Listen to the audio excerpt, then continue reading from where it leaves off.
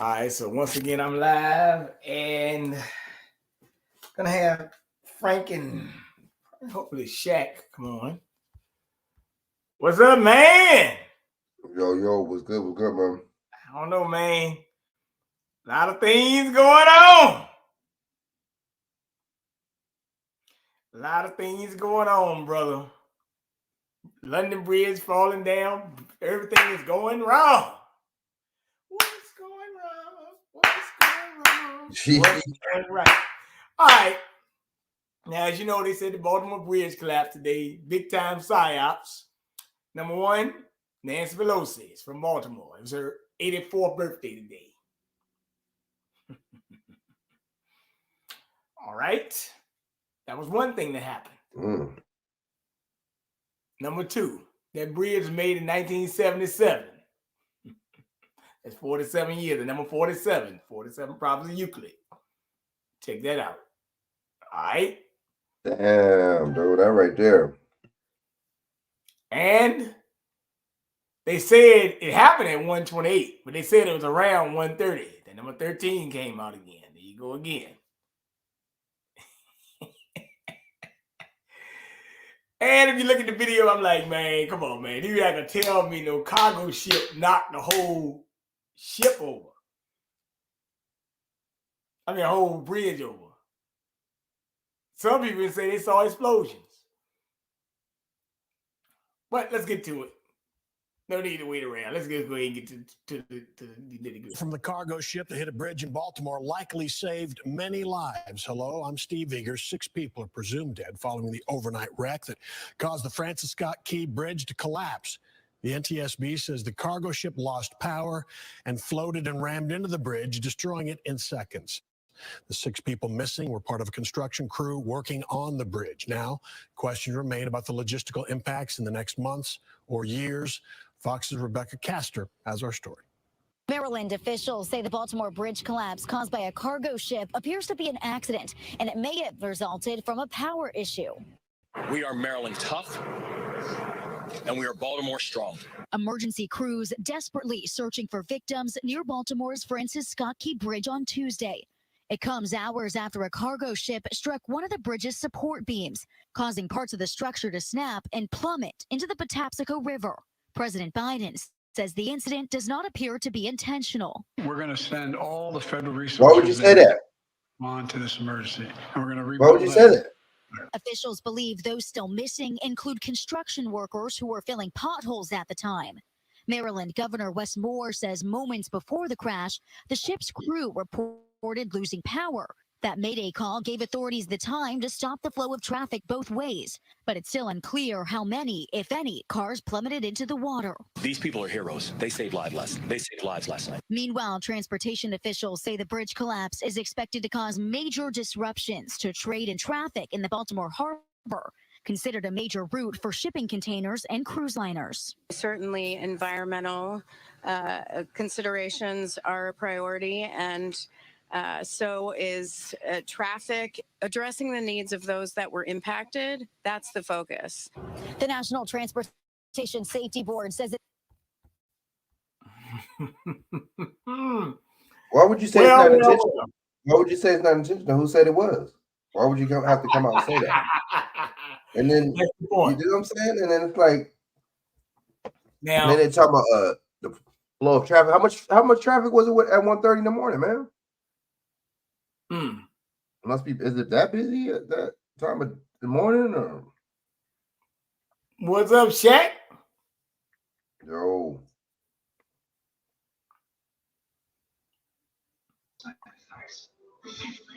Yo, what up? What up? Yeah.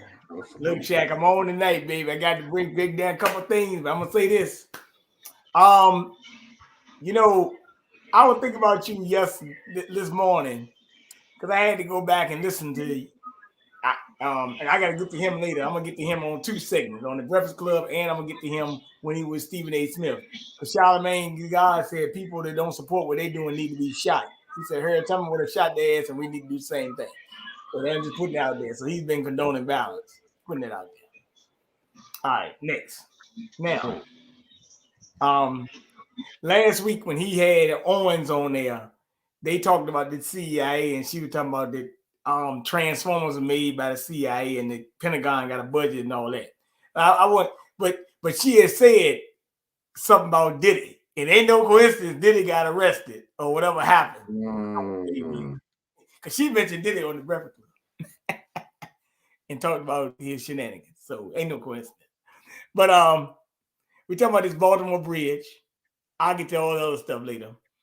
So I was listening to a lot of people today. Dr. Lean came on and he broke it down and he said it looked like it was 2 explosions. Didn't look like he said ain't no ship knocked down the whole damn bridge. Come on, right. Come on, man, right? Could have been attacked. They said the ship lost power. Well, the ship lost power. It surely hit that, and the ship was called the Dolly. How did they know it lost power, right? How did they know that? Oh, they knew everything. They said it was a Mayday operation. But now the Coast Guard people have been suspended all operation search and things like that. So that's over with. They ain't looking for people no more. They say it's over with. Don't worry. That was fast. That was very fast. Never heard of that. Damn, hey, look, man. we have an SOS message of a child missing. They look. I know a woman that's still looking for her daughter after 10 years. Damn. They start looking for people in less than 24 hours. What the hell going on right here, man? Crazy stuff, man. But like I told you, 47 years the bridge been made, Francis Scott Key Bridge. You know, they might, now I'm telling you, when they rename this bridge, they probably ain't gonna rename this Francis Scott Key Bridge now. You know, they're gonna say it's Star Singer Band and all that. They probably renaming it something else. But Biden said the federal government gonna redo the bridge. I don't particularly care for that. The state needs to redo that bridge, not the federal government. Okay, not them. Okay, putting it out there now. Okay, let the state handle it. Don't get involved. But that's another thing. I don't think, but a lot of things were going down today while people had their hair on this. Like the Supreme Court was hearing that case on that woman's abortion pill drug over the counter. They're hearing that. You had the Senate pass that package of 1.2. Hey, but hold on. What? What's up? You said, hold on. What's up? You said it lost the power. The boat lost power, but they can see the shit on the camera, man. They say, man, that they think the smoke. They think the smoke coming off the thing, man. So that explosion, man. Come on. But he say when you see the smoke coming out of the out of the little thing over the ship, that means that the ship was trying to accelerate. That makes sense. You know what I'm talking about? Makes sense. The ship was trying to accelerate, meaning pick up, more steam or power, so it can normally ask for steering, so they can try to steer it in a specific direction. Bill is a financial operations platform. Bill gives you real-time visibility into company expenses all in one place. Holly Taylor has a timeline of the catastrophic events from overnight. Let's listen in. Hey guys, all right, so we're going to take you through the things that we notice as the ship, the Dolly, makes its way towards the bridge and eventually collides. You can see here the Dolly already in pitch black. We're at 1:25 a.m. This is just about 3 minutes until it collides with the Key Bridge. You can see here everything totally black. As far as we can tell, traffic is moving normally at this stage. You can see the construction lights right here. This is where we believe the construction crew was. And again, traffic making its way across. Now you go back here. We're at almost 1:26 a.m. Some of the lights in the ship have started to come back on in the Dolly. It's you can't tell yet, but it's going to make a turn towards the superstructure right here. As of now, it's pointed in a different direction.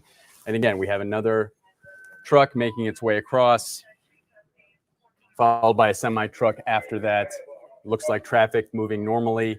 You have to wonder, as they looked out to the right, if it looked like the ship was on a collision course. We'll see if we can find those drivers, see what they were thinking. But you start to see the black smoke billowing out here. We're trying to figure out more information about what that black smoke indicates, if that was normal or if that was an issue. Now, again, Governor Moore has told us that a Mayday alert went out from the ship. You can see it goes black here again. And that Mayday alert allowed officials and crews to stop vehicles from crossing the bridge. But that hasn't happened yet. We're at 1:26. We're about a minute and a half out until the collision happens. We have the last semi-truck making its way across. Again, lights here from the construction vehicles. Really, that's the only activity happening, right? We just have this one vehicle going across. We have the construction crews, and the ship is starting to make its final turn. This is where it's going to stay the course for the last minute before it collides. You can't really tell that it's moving, but it's making a steady course to collide with this very important structure right here supporting the bridge. Again, right now it's just sort of eerie, deathly silent, just the construction lights flashing here. These are the last two vehicles that make their way across from what we can tell. This is 1:27 a.m. This is about a minute exactly before the bridge collapses. So these last two vehicles make their way across. Again, you have to wonder as they're making their way across, if they looked out to the right, have to wonder if they saw the ship coming, if they knew that it was going to collide, and if they drove a little bit faster as a result. So they make their way across here in the next couple seconds. You can see it's 1:28 a.m. and we're now just 30 seconds out from when the ship collides with the bridge. This is the Francis Scott Key Bridge, and you're going to see smoke billow out here. It's going to be a little grainy, but you'll see it happen, and then within 10 seconds, the entire structure will collapse. Now, again, no cars whatsoever at this point. We're told this is because of efforts to clear the bridge because of a Mayday call, and you'll see here in just a few seconds, the smoke starting to come out, and then the bridge will collapse. It's going to happen right about now. You'll see the smoke start to come out here. There it is, coming out. 1, 2, 3, 4, 5, 6. Bam, the entire structure comes down, collapses there. And we're at 1:28 a.m., almost 1:29 a.m. That's what we notice. Back to you. How'd that whole thing come down, though, man? Maybe we just hit it right there. And why they come down like that?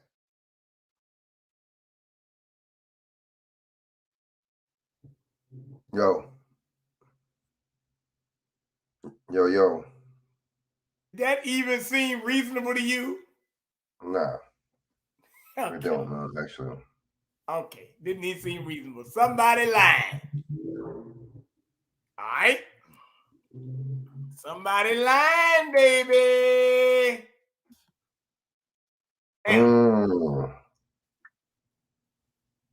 Yeah, something don't sound right. Oh, you know something don't sound right. This shit kind of wild. At Vistaprint, we print your brand on and then everything. But how does if it hit it right there, how the hell the whole thing collapsed from down like that? From under like that?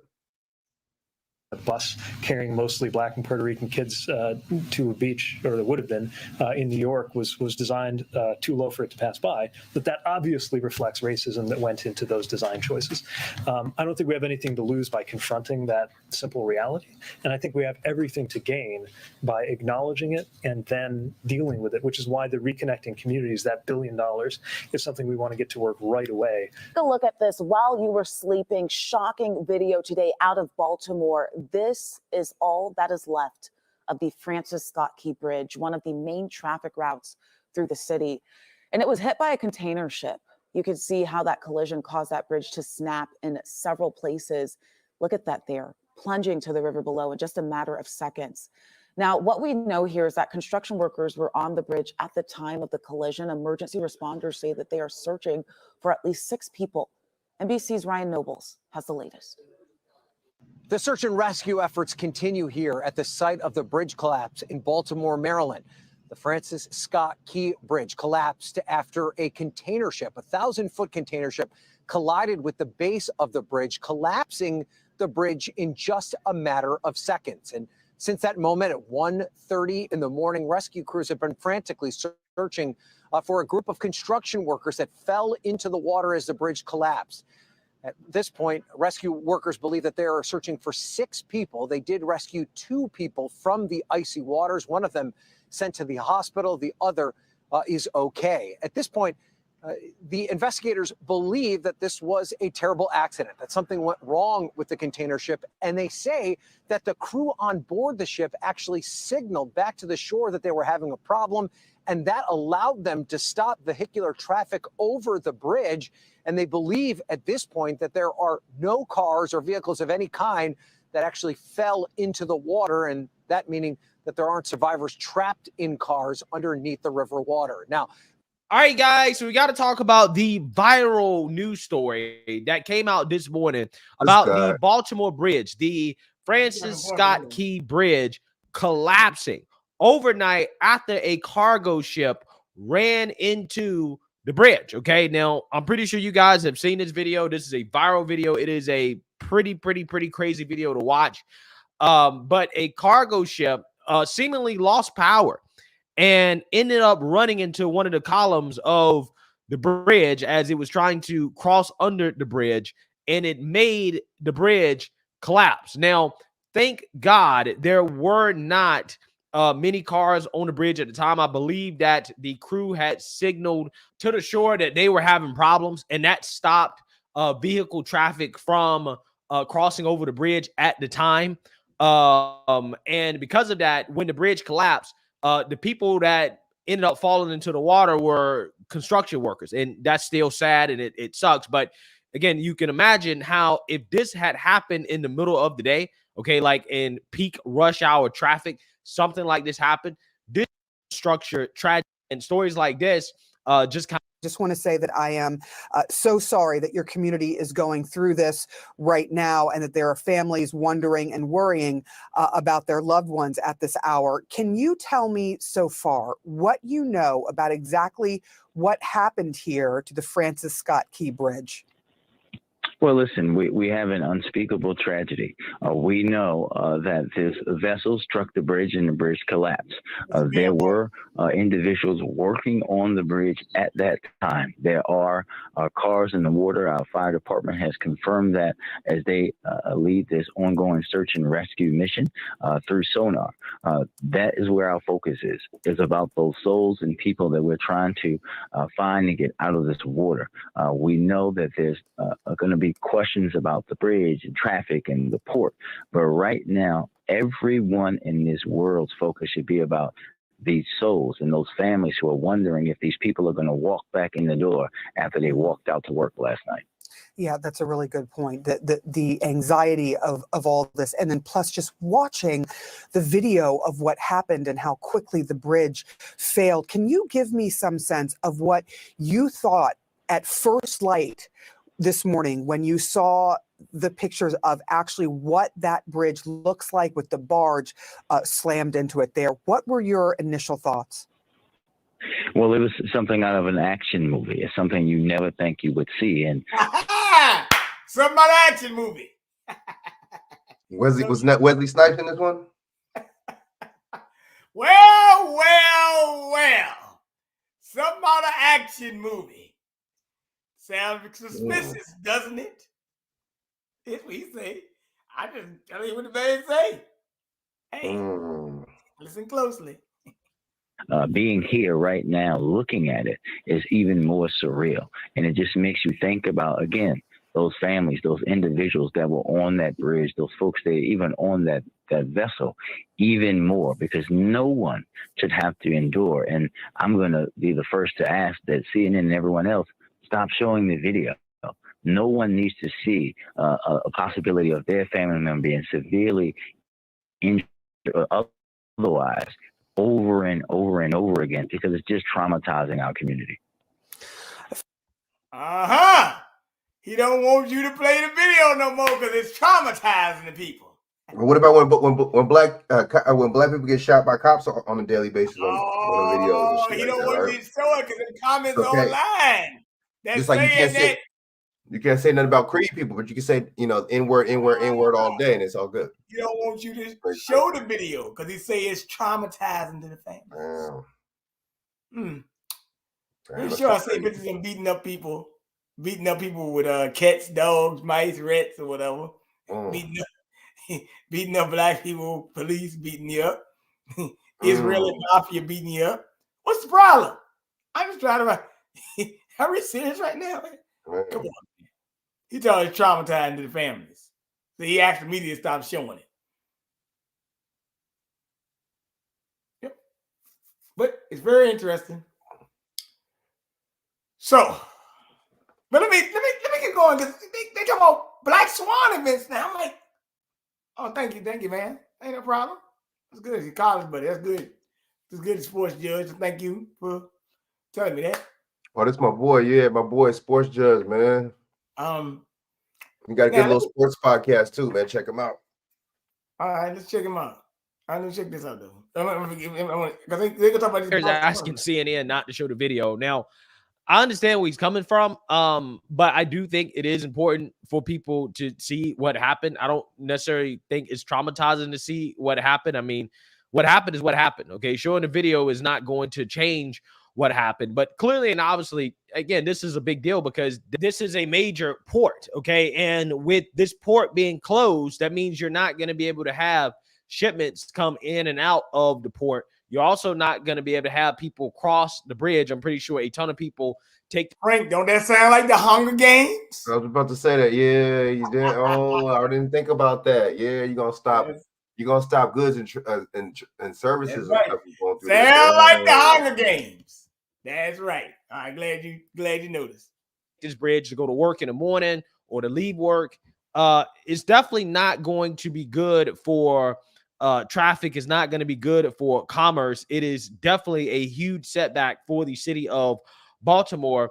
And some people think that this is a Black Swan event. Okay, a lot of people are speculating why this happened. Okay, was this some type of cyber attack? Again, I personally think that watching the video, it is extremely kind of suspicious. Okay, again, it could be one of those things where the power went out, the ship was moving, they couldn't steer the ship.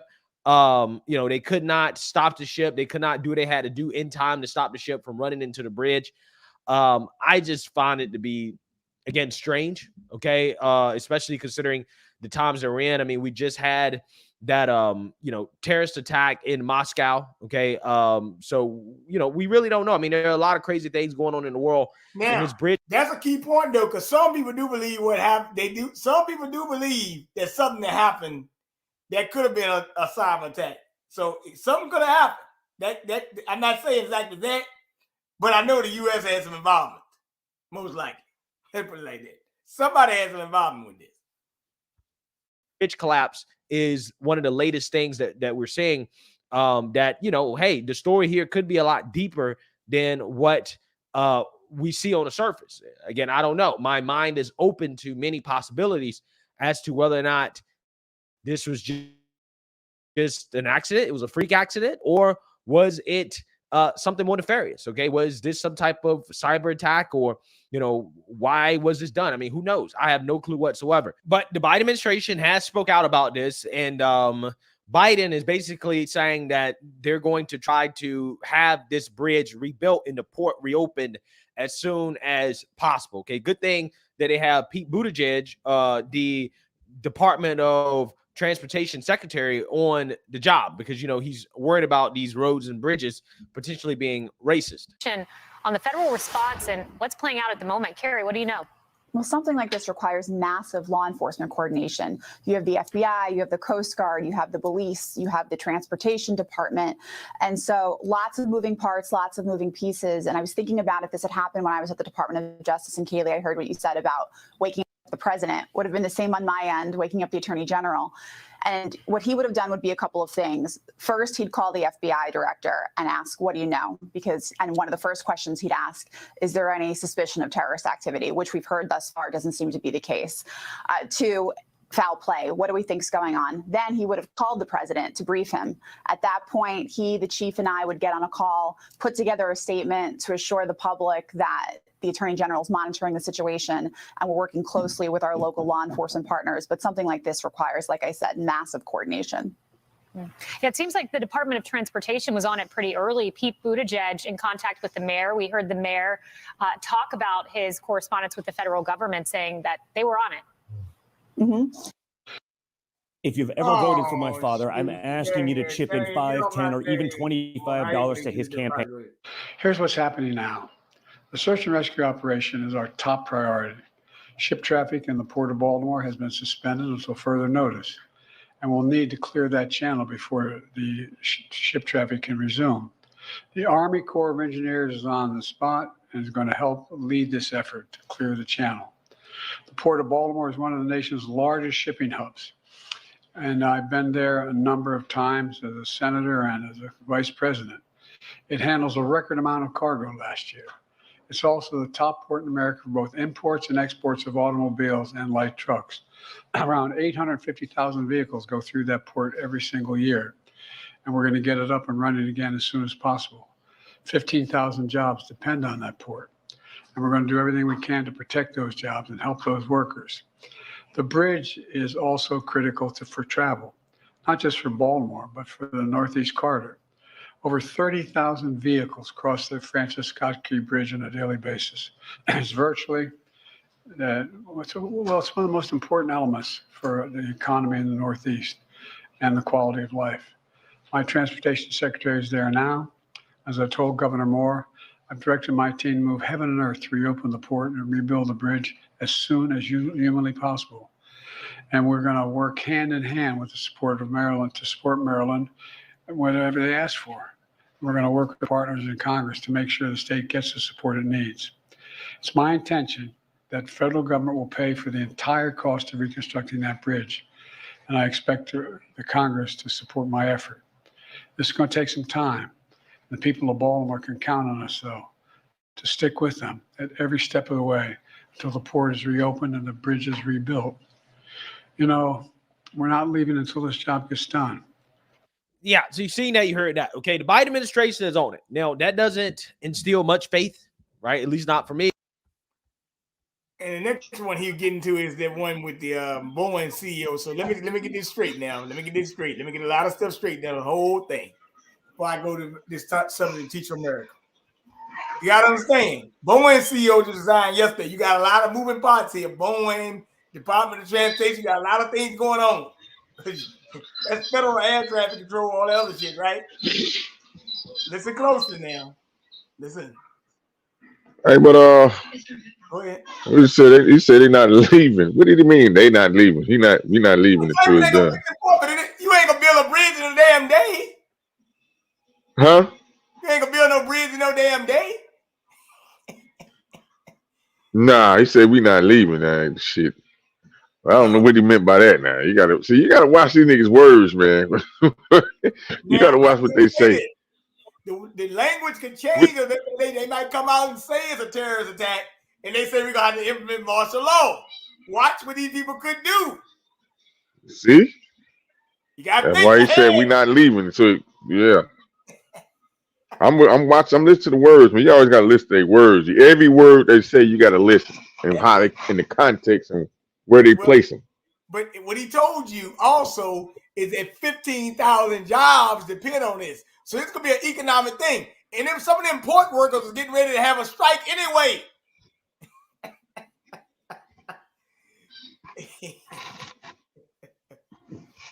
So you got this is a major point of entry, man. This is a major point of entry. Baltimore got a lot of shit going on, man, in that area, man. It's a big entry. This is right next door to DC. You want to understand what the hell you dealing with here. They ain't got to go but a hop and a skip across the bridge to go into Baltimore, man. You know what's weird about this? They're talking about they're gonna try to open it up as quick as possible, but then they're gonna keep stuff, certain things closed. But at the same time, why did they finish the investigation? Why are they not searching for nobody no more? Why they finish Those guys said tonight the investigating over, they couldn't find nobody. They done with it. That was fast, man. I never seen nothing like damn, man. Then after 9/11, they was looking for months, years. Like damn, that's quick. I was quick, man. That was real fast. You know what I'm saying? Like it was playing to happen, doesn't it? Yeah, this shit is like some man. But see, they keep doing stuff like this, man. Like even the Germans did that. The Reichstag. You know what I'm saying? Back in the day, but see, they planned that, and they act like they blew. The Jews did it. You know what I'm saying? Bro, the Jews blamed that on that. I forget what order it went, but it's Don't you worry know what I about mean? it. Deception. You know what I'm saying? All right, here we go. This is what I got to say. So I'd like to announce tonight that based on the length of time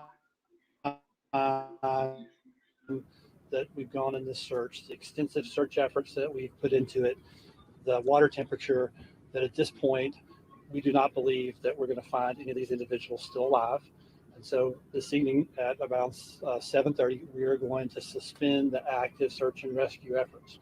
Coast Guard's not going away. None of our partners are going away, but we're just going to transition to a different phase. We've got very difficult water temperatures.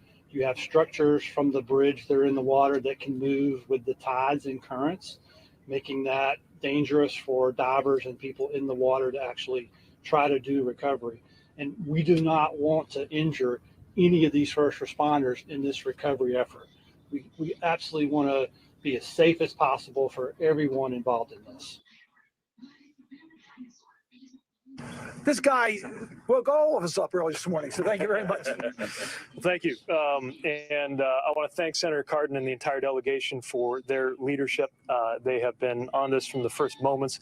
And as the senator mentioned, and I'll say more about this in a moment, we'll be needing to work together to make sure that we render all of the support that is needed at the federal level. I want to recognize the leadership of Governor Moore, who was already wide awake and hard at work when I reached him in the middle of the night. We just had a very informative briefing with his extraordinary leadership team. And I was moved to see the partnership between state as well as county and city personnel led by the county executive and the mayor working hand in glove with us and with our sister federal agencies. And if there's one thing I have to say today, it is a note of gratitude for the extraordinary and courageous work of the first responders, some of whom are in that cold water right now, some of whom are from right here, some of whom have traveled in to render mutual aid, all of whom are responding with extraordinary professionalism and whose work has already saved lives. And to those state, county, and local responders, I would add the extraordinary work of the United States Coast Guard. We should also recognize that this is an excruciating day for several families who went to bed last night having it be a normal night and woke up today to news that no one wants to receive. They are hoping and praying, and we are hoping and praying with them. We are all putting our arms around the community of Baltimore, and that is true for all of this country. I've even heard from counterparts as far away as the United Kingdom reaching out to express their support to the people of Baltimore. As has been mentioned, I've been in close contact with the governor, the mayor, county leadership, and the congressional delegation. And as President Biden has made clear, the federal government will provide all of the support that they need for as long as it takes. This is no ordinary bridge. That's very strange. This is one of the cathedrals of American infrastructure. It has been part of the skyline of this region for longer than many of us have been alive. So the path to normalcy will not be easy. It will not be quick. It will not be inexpensive, but we will rebuild together. In order to make sure that happens, the president's plan is to work with everyone here in order to rebuild this bridge and reopen this port, including our readiness as a department to approve emergency funding as soon as we receive that request. Meanwhile, our Maritime Administration will help with port, harbor, and supply chain operations. Our Federal Highway Administration will assist when it comes to the bridge itself and any ways that we can help ease roadway congestion for residents and commuters who can no longer use this major thoroughfare. The Federal Aviation Administration is even involved, working to keep the airspace above the bridge clear for emergency personnel. PHMSA, our Pipeline and Hazardous Material Safety Administration, is on the scene to help with any hazmat issues. And our newly stood up freight office is already at work preparing for supply chain impacts that we know are coming because of the importance of this port. Supply chain impacts. Supply chain impacts. All right. Let me pull this up on my phone right now. See, shout out to the brother because I know people in Baltimore. Quite a few, family, friends, whatever. I just up there 3 weeks ago. Matter of fact, Frank, I told you they gave me a $40 ticket for a speed camera. They talk about giving me a $40 ticket for a speed camera, but they can't fix this shit, right? Who are Synergy Marine Group? Synergy Marine Group, the company that manages the ship responsible for Baltimore Bridge collapse. Yes. What's the name of it? Synergy Marine Group. I've got it. It's called the Dally, and the Dally is Singapore flag. This ain't even an American ship. This was Singapore.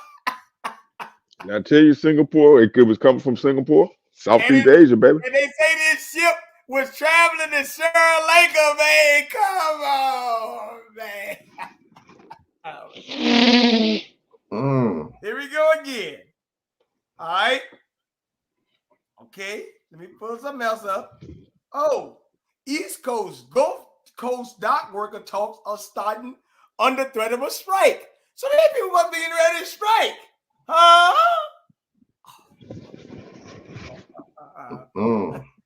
As I already told you, this article is printed on March 11th or put out on wherever March 11th. Yes, dock worker talks are starting under threat of a strike. Union that represents 45,000 workers at ports from Maine to Texas said it will walk out of contract if not reached by November, by October. My fault. Now, y'all got a politician out there in San Francisco. Her name is Nanci Pelosi. She's from Baltimore. It was her 84th birthday today. What does she know about this?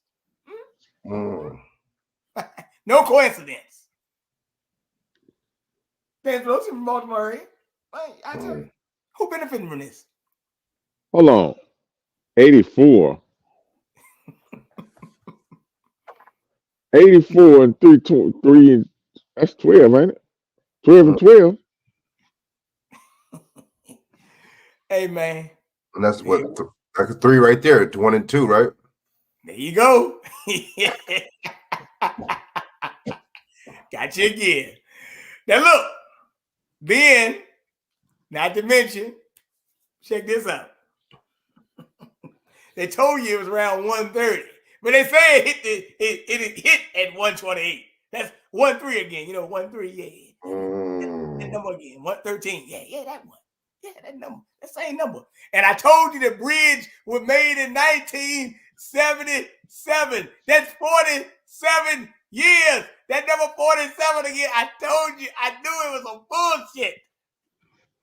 Come on, man. Get the fuck out of here with this bullshit, man. This was a black swan event. Ain't no doubt about mine. I'm almost 99.9% sure.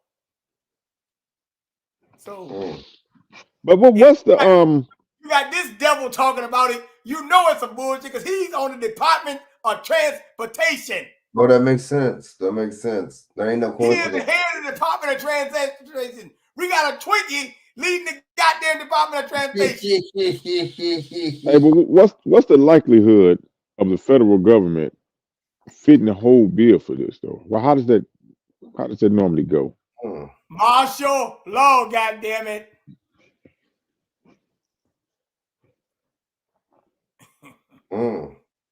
He just told you it's gonna be major supply chain issues. I know where this bridge at. Probably rode over the damn thing many times. Now think about this, because Baltimore is right next to Delaware, Philadelphia, and things like that. So you got a lot of people that flow in and out of Baltimore, whether it's Virginia, DC. I mean, you got to go to Baltimore. You got to go through Baltimore to get to Delaware, Philadelphia. Hey, Bishop, what if I want to come to Philadelphia? I might have to go a whole alternate route.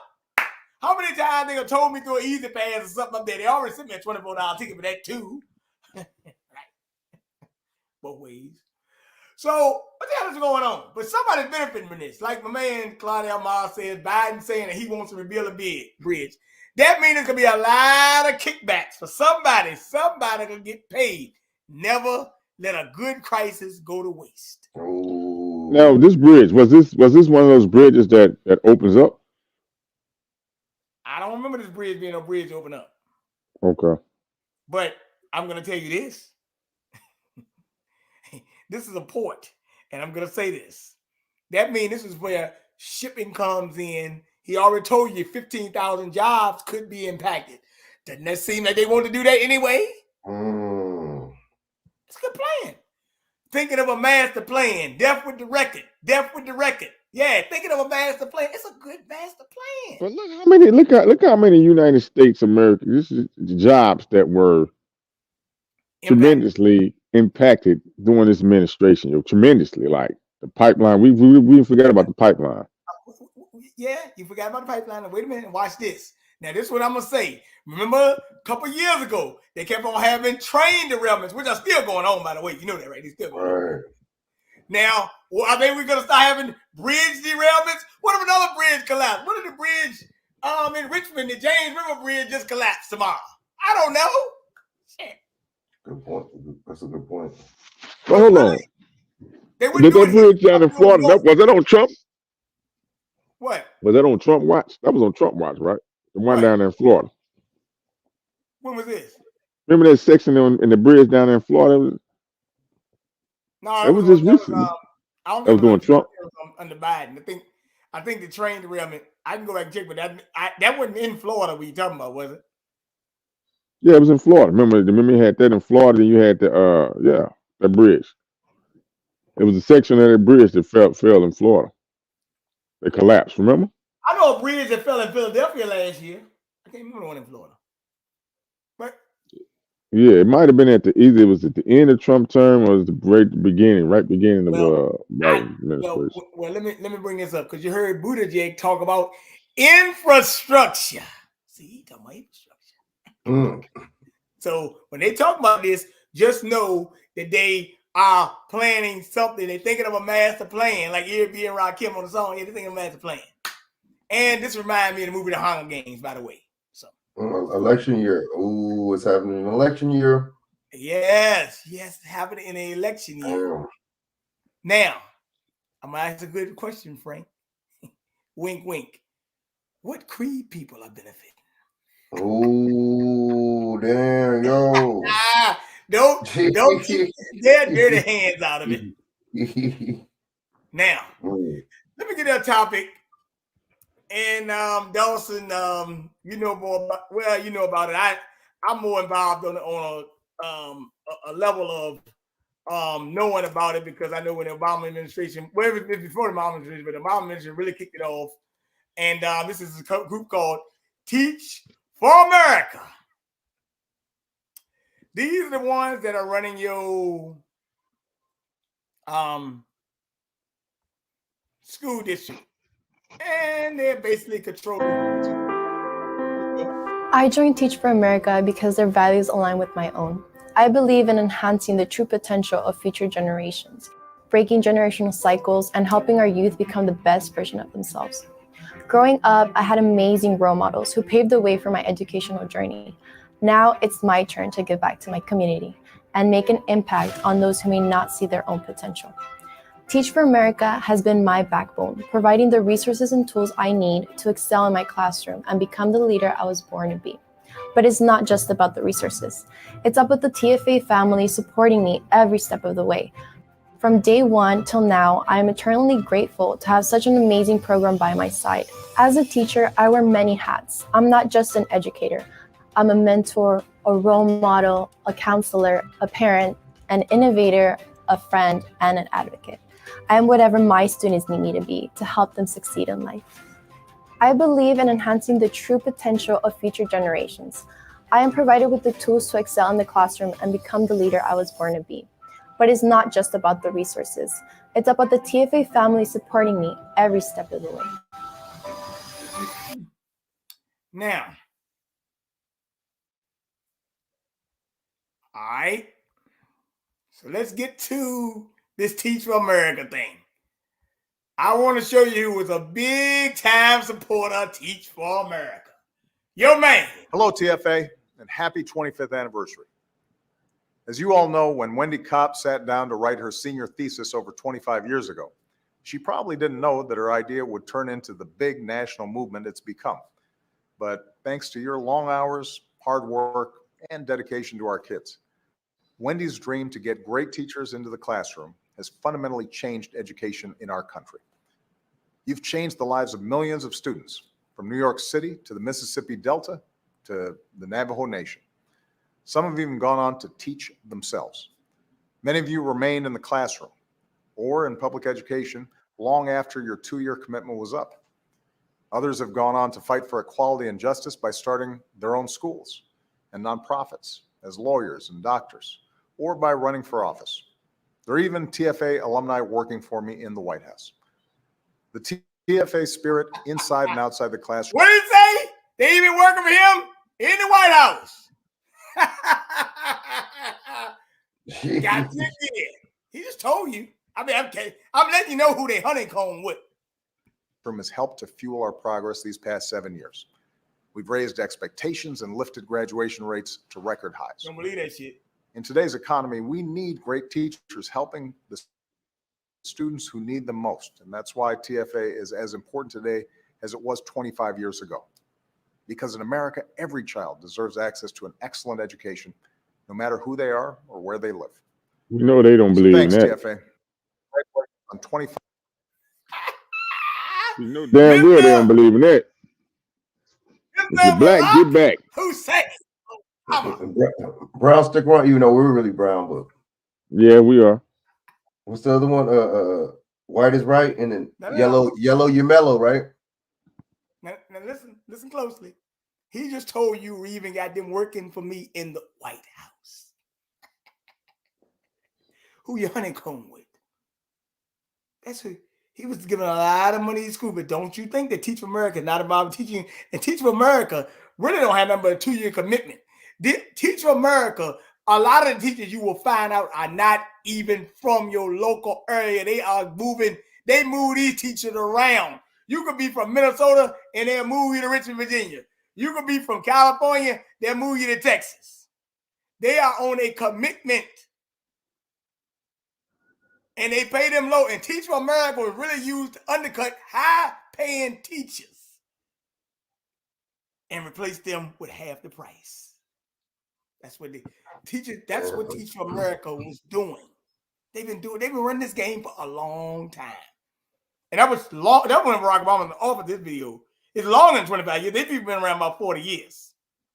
Now you got some of them that would Teach America, D. Ray McKesson, Brittany Packney Cunningham. Yeah. All those Black Lives Matter protesters. Oh, you didn't know they work for Teach for America. Yeah. What did Bishop say? The Philadelphia highways caved in? Damn. Yeah, that was last year. Oh, okay. Don't be surprised. Man, this is man. Now don't be surprised if something else happened somewhere else, man, you know? Yes. These guys. And then look. Oh, look, but I thought, and then they're gonna try to push that. Oh, well, you see, y'all should have passed my infrastructure bill. Ooh. You see that? You see what they're doing, BJ? You see what they're doing? Mm-hmm. Well, if you guys didn't pass the infrastructure bill, this one, damn. You see, Shaq? Then not too long ago, that infrastructure bill got shut down, right? Mm-hmm. Damn, dude. Now, I gotta find it. You know what? I'm gonna go ahead and play her. Let's go ahead and get her out of the way. Let's go ahead and get her out of the way because this is a girl that was, I don't know. She's at the White House. You have to make the tough choice to have people of color lead your program, be your program officers, and actually fund programs led by local people in our communities. I have made the tough decisions, always with an eye toward the bottom line. It wasn't a strong moral leader of history that said this. It was y'all's 45th president of the United States. If nothing else, he is an example of the risk we take when equity is not our bottom line in theory and in practice. But I know that won't be you. You want to make the pivot. Perhaps you've already started. You wouldn't be here if you couldn't. And we, the people, need you to. That's another one that was, oh, she went to the White House. She one of them Ferguson protesters. Yeah, that one. Yeah. Remember her? Brittany Patrick Cunningham? Yeah. Oh, yeah. Don't think I... Now, listen to this. This is her again. Brittany Patrick Cunningham on Teach for America's new... When we think about equity, when we think about justice, a good education is what everyone needs to achieve that level of choice and access.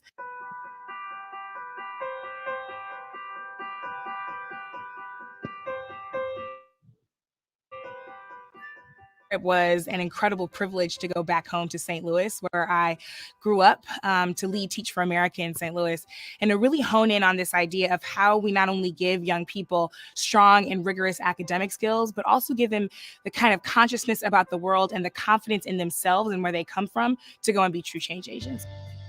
When you go into the neighborhoods in which we work, we've got young people who are incredibly powerful and everything that they need is already inside of them. But given the ills of racism, oppression, poverty, mass incarceration, housing issues, health issues, and everything in between, they often aren't able to seize that power because of the zip code that they live in. And so it's important that we empower them to seize that power. And it means that we have to give them not just the academic tools and skills, but also a level of confidence and an awareness about the world that helps them go and change it. So it's really this idea that we're not just building learners, but we're also building leaders, and not just for tomorrow, but for today. So as I go into my next role in building a civil rights agenda for this organization, it's rooted in the idea that we are so committed to affirming and empowering young people, especially young people of color, first-generation Americans, and young people growing up in low-income circumstances. The first thing we have to do is listen. For far too long in education, privileged, wealthy, educated, elite folks sat in a room and declared an agenda for other people's children instead of consulting those children themselves and their families and their influencers. So the very first thing we have to do is listen. And we have to be okay with the fact that the answer from the Rosebud Indian Reservation in South Dakota might be different than the answer from the Rio Grande Valley, which might be different from the answer in Ferguson, and be okay with that and really wrestle what it means to hold up various cultural values as we do this. But I do believe that there is a path forward where we can combine democracy and the kind of innovation that folks in the education reform sector have been doing for so long and come up with brand new pathways, brand new ways to do this work. We can look at traditional public schools and charter schools and various kinds of teacher training programs and talk about cultural responsiveness, ensure that people are trained in anti-bias training. We can talk about different visions for schools and what restorative justice can look like instead of the kind of discipline that we know contributes to the school to prison pipeline. These are all things that are possible if we get out of our entrenched poles and actually start to work with what works best for kids. All right, now let me break this shit down, man. All right, so look, these are who are in your teachers unions, right? These people. Yes, these people. They tell you about quality, and she just told you they got a civil rights agenda, so she is not talking about you. I have let you know she is not talking about you. She ain't talking about your kids. She ain't talking about none of that shit. Okay? Just pay attention. I mean, she just, you thought that this was a real teacher, didn't you? I know you did. Let's make it clear. Isn't that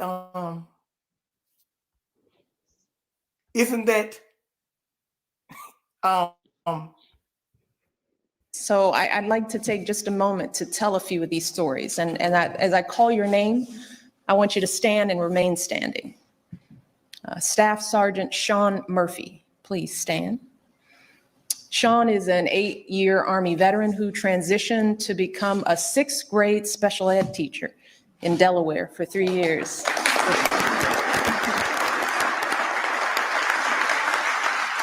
Little shout out to Delaware. Working for Teach for America, and today he has been promoted to lead Teach for America's nationwide effort to hire more veterans as teachers. Yes, indeed. He's doing it all because, as he said, when you hang up those fatigues and put those boots away, you don't want to feel like you've given up your sense of.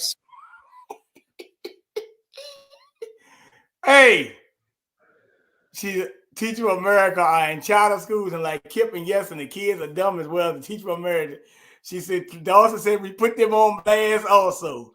Well, yes, whatever you want to talk about it, you can talk about it. I know what they do. She went to Washington University. She is from St. Louis, Missouri. A lot of people know, but as a matter of fact, your good brother Ron Hurd knows about her. But somehow she got honeycombed in. Let's see. Okay, that's what she said. She wouldn't do anything in St. Louis. Let me put up another person that would teach America. Yeah, the little one that was Jack Dorsey. Sweet thing. Yeah, this guy. Y'all remember him? D. Ray McKesson, the one that Darren Seals slapped. Remember him? Yeah, that guy. Yeah, this guy. The one that Darren Seals slapped and told him you failed. Sometimes I need to paraphrase. It's easy to make your work clearer and more consistent.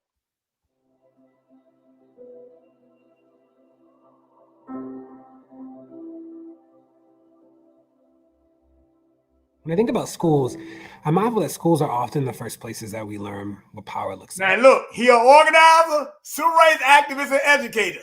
They just told you this man's an organizer. What the hell is he organizing? Organizing no funds. No, he was in there in Ferguson, but they locked him up and they bailed him out of jail. That's when the other people found out. Darren Seals and them found out. Even your girl Naomi and them found out. These people were some goddamn hypocrites, man. They were paid to go to jail. They were paid actors. He for Teach America. He moved to Minnesota to Baltimore, and then he somehow ended in St. Louis. They were sending this boy around the country, and then he ended up at the Glad Gala, talking about how he was proud of his life as a gay man. And then what is it? You know that they be doing that? Like they got something to do with it. Yeah. That's him. Yeah, D. Ray McKesson. Get this guy. And he was good friends with Jack Dorsey. Yeah. Arguably the biggest teacher of like what power looks like, how it's distributed, what it means when you do have it, what it means when you don't have it. And like that's what kids learn. That's where they learn it first. So what it means that you have to ask somebody to get up to go to the bathroom, like what does it mean to line up in lines? Like all of that power is always at play. And I think that some schools can do that really well and some schools do that really poorly. I think about when I was a teacher, like one of the things that I did in my classroom is I let my students choose their own seats, and it was a nightmare at the beginning, and I knew it was going to be a nightmare, and they were 11, and it was about helping them learn how to like manage power, right? That like at the beginning they didn't know what to do with it, and like I had to teach them about it, but at the end, like you just knew you couldn't sit next to your best friend when we were having tests. You couldn't do it, right? So I didn't need to tell you anymore. Like you figured it out, and that was about like helping you learn how to manage power, so that when you got power outside of the classroom, like you'd be able to make these decisions. And like our best schools teach kids about how to manage power in a way that they don't get anywhere else. Yeah. He's another one. He was another one at the White House. So, now that you know about Teach for America, a little bit about them, let's go to these teachers unions. Yeah, those guys. Yeah, these guys, how these teachers gain political power? Wow. Yes. When did teachers' unions become so powerful in politics? They didn't always have the power they have today. In fact, while researching my book, I discovered surveys done in the 1950s by the National Education Association, the largest teachers' union in the country. The surveys revealed that most teachers back then believed that political activity outside of voting in presidential elections wasn't something they should engage in. In the 1950s, 75% of NEA's members believed it was inappropriate for teachers to even discuss with their colleagues which school board members to support. This was surprising considering that today, teachers and their unions are among the most politically active groups in school board elections, making endorsements and contributing significantly to political campaigns. So there's the huge puzzle. How did that all come to change? The answer I found, in short, was that government intervention was the key factor in this shift. In the 1960s and 1970s, state governments began adopting public sector labor laws that empowered public employees, including teachers, to collectively bargain with state and local governments. This was a defining moment that allowed unions to mobilize teachers in politics and amass large political war chests, which has allowed them to shape education policy in the United States ever since.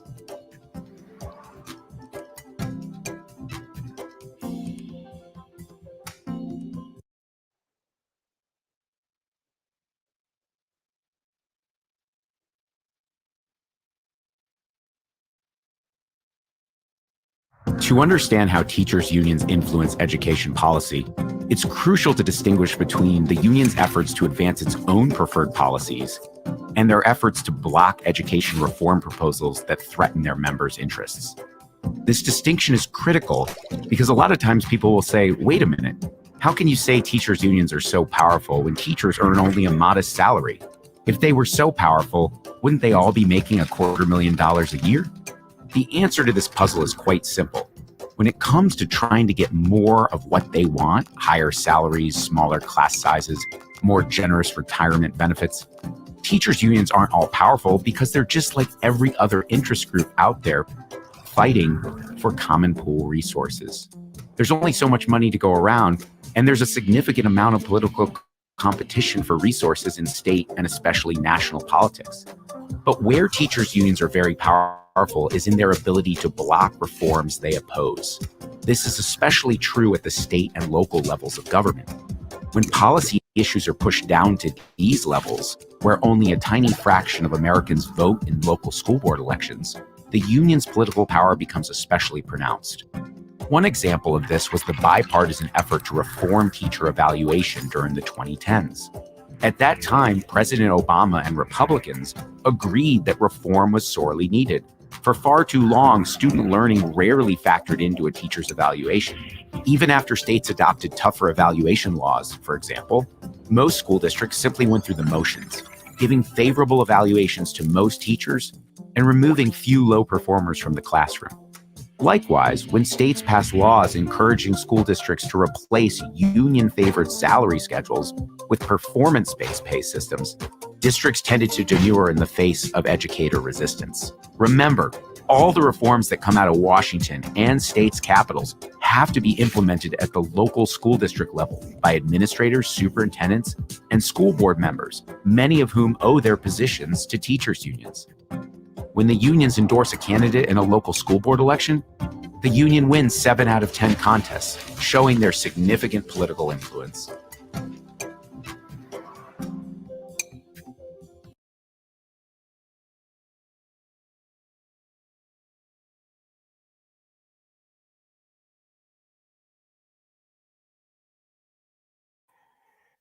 Now, that's mighty interesting. That shows you how your teachers' unions are honeycombed into politics. Shows you how they're able to have so much influence over your school district.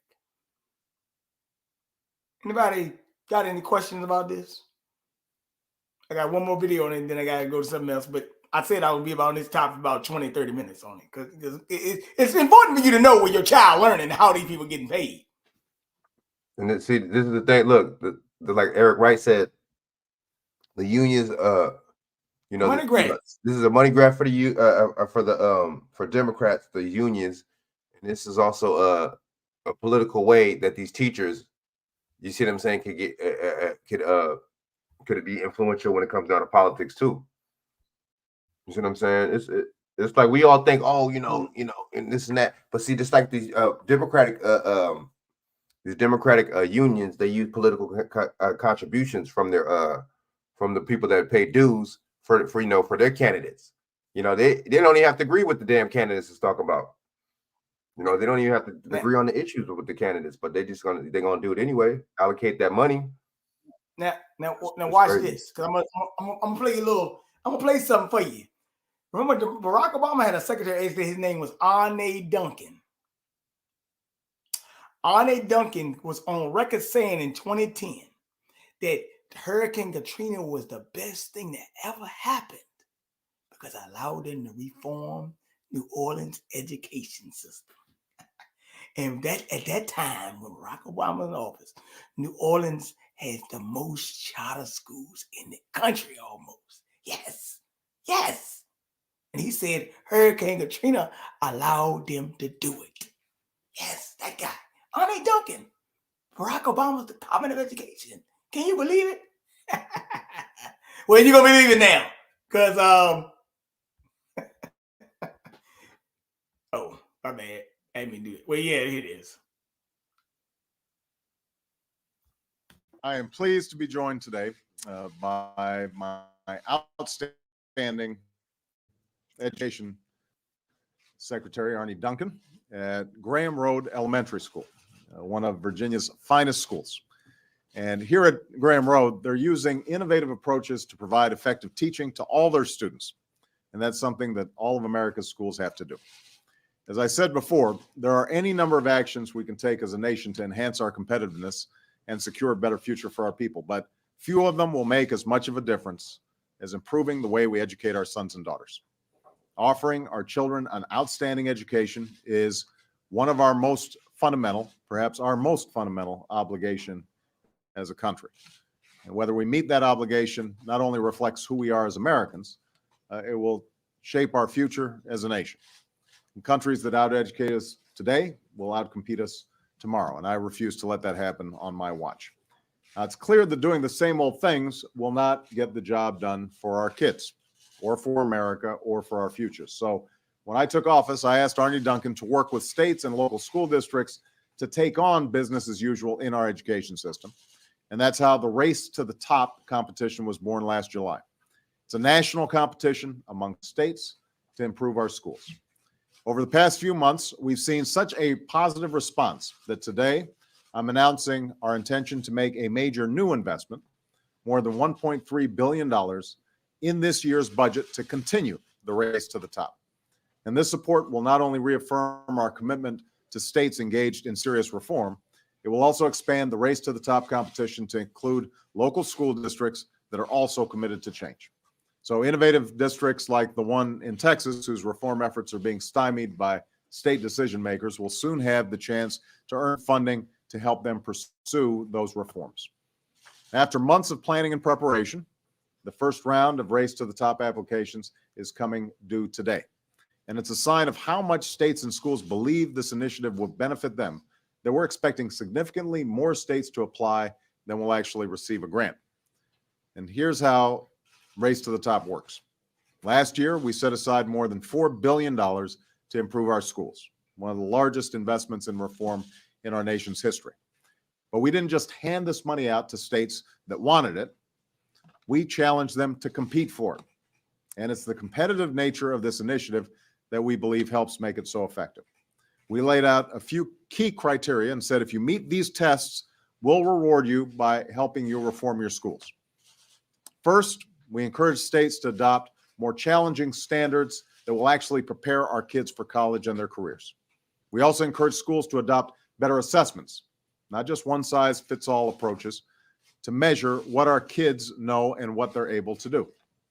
Second, we urge schools and school districts to make sure we have excellent principals leading our schools and great teachers leading our classes by promoting rigorous plans to develop and evaluate teachers and principals and by rewarding their success.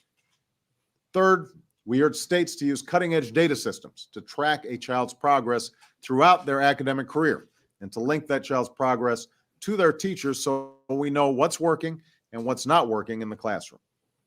Fourth, we encourage states to show a stronger commitment to turning around some of their lowest performing schools. And even before states have received a single dime of taxpayer money, many of them have committed to instituting important reforms to better position themselves for a race to the top grade. 48 states have now joined a nationwide partnership to develop a common set of rigorous career-ready standards in reading and math. Wisconsin has enacted legislation permitting schools to link student achievement to the performance of teachers and principals. In Illinois, Louisiana, Tennessee, California, we've seen changes in laws or policies to let public charter schools expand and succeed. These are public schools with more independence that are formed by teachers, parents, and community members. So by rewarding some of these states submitting applications today, by extending the race to the top for states, by launching a race to the top among school districts, and by applying the principles of race to the top to other federal programs, we'll build on this success. We're going to raise the bar for all our students and take bigger steps towards closing the achievement gap that denies so many students, especially Black and Latino students, a fair shot at their dreams. We'll open up opportunity evenly and equitably across our education system. We'll develop a culture of innovation and excellence in our public schools, and we'll reward success and replicate it across the country. These are some of the principles that drive Race to the Top. These are some of the principles that will drive my forthcoming budget. And these steps won't transform our education system overnight. Not every school is going to be Graham immediately, but they will help put us on a path to raise the quality of American education, to prepare our children to succeed in their lives, in their careers, and to secure America's success in the 21st century. That's a goal my administration will be focused on achieving in the months and years to come. Thanks very much, everybody. All right. Now, you heard, anybody got questions about this? Because I want to expound on this, because what he was doing was basically saying, okay, you states compete for these grants. These were grants given to school districts. And yes, Franklin Zuna, this is exactly what prompted the school cheating scandal in Georgia, which Fannie Willis was behind. So yes, you're exactly right. I wonder what was the shift of, the shift from male teachers to female teachers. Wonder how influential that was, huh? This was part of it. That's a good point. That's a good point, man. Now, that's echoing. I just went to school the other day. Okay, I'm just telling you, I went to school the other day. Matter of fact, my old high school, and went there looking for a guy. He does financial class, so that's I'm just trying to catch him and whatever. He wasn't there, but when I went in there, I realized they got 2 languages now. This has never happened when I was young. This is almost 2 decades. I would be 20 years graduating high school in 2025. And what I realized when I went to school, they had the metal detectors up. Walk through the metal detectors or whatever. Walk through in my office right there. The administration's a woman. There was a man in there, but it was a young Hispanic young lady working there too. But then I looked at the walls, and they got all this signage up. They got English speaking and they got Spanish speaking in the school. And I asked my buddy, I said, man, you go to the school all the time. How many Hispanics? He said, oh man. He said, the high school, we full of Hispanic schools now. We got almost as many Hispanic schools as us in a few years. I said, well, damn, this is only 20 years removed almost from when I went there. Wow. Crazy, right? But this is what Race to the Top also did. See, he told you about Black and Latinos, but he didn't tell you that this was kickbacks. And these Teach for America teachers, I'm letting you know this. They are, for the most part, put in city schools. They do not know how to deal with your children. They cause problems. They're younger. And by the fact, they're not even getting paid much as regular silent teachers. But one thing about Barack Obama, he didn't tell you. When he was in office in Chicago, they closed over 40 school districts under Rahm Emanuel's mayorship. Yep, under Rahm Emanuel. Yep. Damn. They closed them schools, and the children, and they were putting them children everywhere. Children weren't even going to school in Chicago.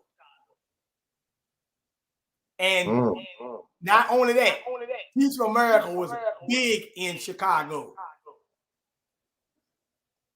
And the same schools have been closed. You thought you was getting them schools back, didn't you? No, this is where we're gonna keep the migrants at. Yeah, that dude. Obama's so full of it, man. He's full of it. But this Race to the Top program was a grant force. Hold on, let me see something. Yeah, I mean, I'm echoing a little bit. But yes, it was a grant force, and Teach America is what it is. It's a hustle. It's a big hustle. But a lot of teachers, and a lot of these people are feel about teachers unions.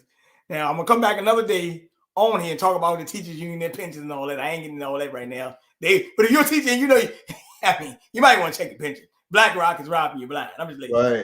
Right. Don't take it from me. Take it from them. Where's the money? Because ain't nothing funny. But as you realize, he told you we got to teach America to people with him in the White House, right? That ought to let you know something right there. There's something funny about this business, right? But I don't think y'all understood. You might understand, but the people don't even know what Teach for America is. Oh, they're not. They're there to hustle you, man. Like everybody said, the fleece of America. Yes. And he Teach for America, they don't have to go to school for 2 years. They basically, some of them could be getting a degree at the same time. You don't know who these people are. I told you they'd be coming from anywhere. So,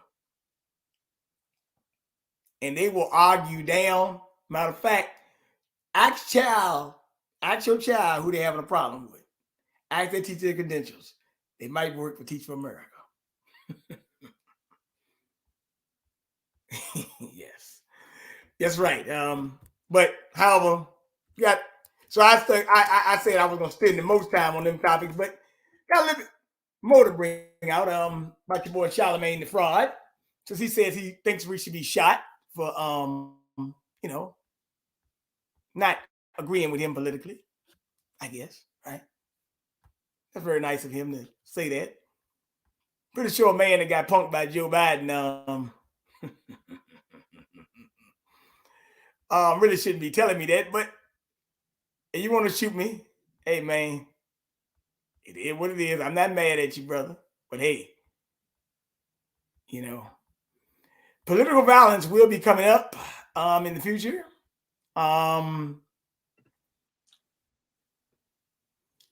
So be prepared for what goes down. I mean, it's getting real out here now. I mean, just letting you know, it's getting real. We're gonna have a lot of psyops this year. Oh, here he is. Here they got good guy, that good old guy, Charlemagne the Fraud. Yeah, that guy.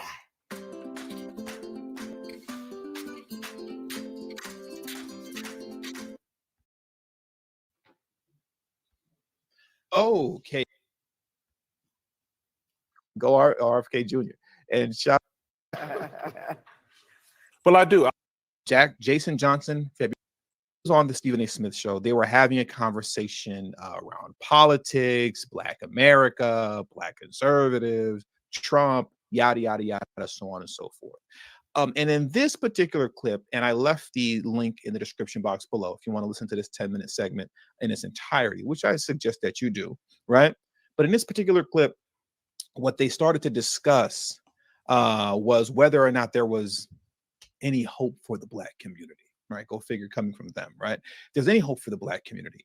And the conversation had quickly pivoted to folks like you and me who are online, and they say, people like us, we get online and just solely to make money by sowing seeds of division within the Black community concerning our political thought. That's where the conversation pivoted to. And as they were discussing that, Charlemagne discussing how social media is a gift and a curse because it gave everybody a voice, right? Which is a good and a bad thing. And in giving everybody a voice, then comes the rise of people like myself, not tooting my own horn as if I'm somebody that's major, because I'm not. But that was the point that he was making. Then comes the rise of folks like you and me who are online, just making money, sowing seeds of division in the Black community, creating confusion. Stephen A. Smith will go on to ask him, well, what should we do with these people? What should we do with these Black men and women that are conducting themselves in this fashion? What should we do with them? And Charlemagne proceeds to discuss how we can't take everybody with us.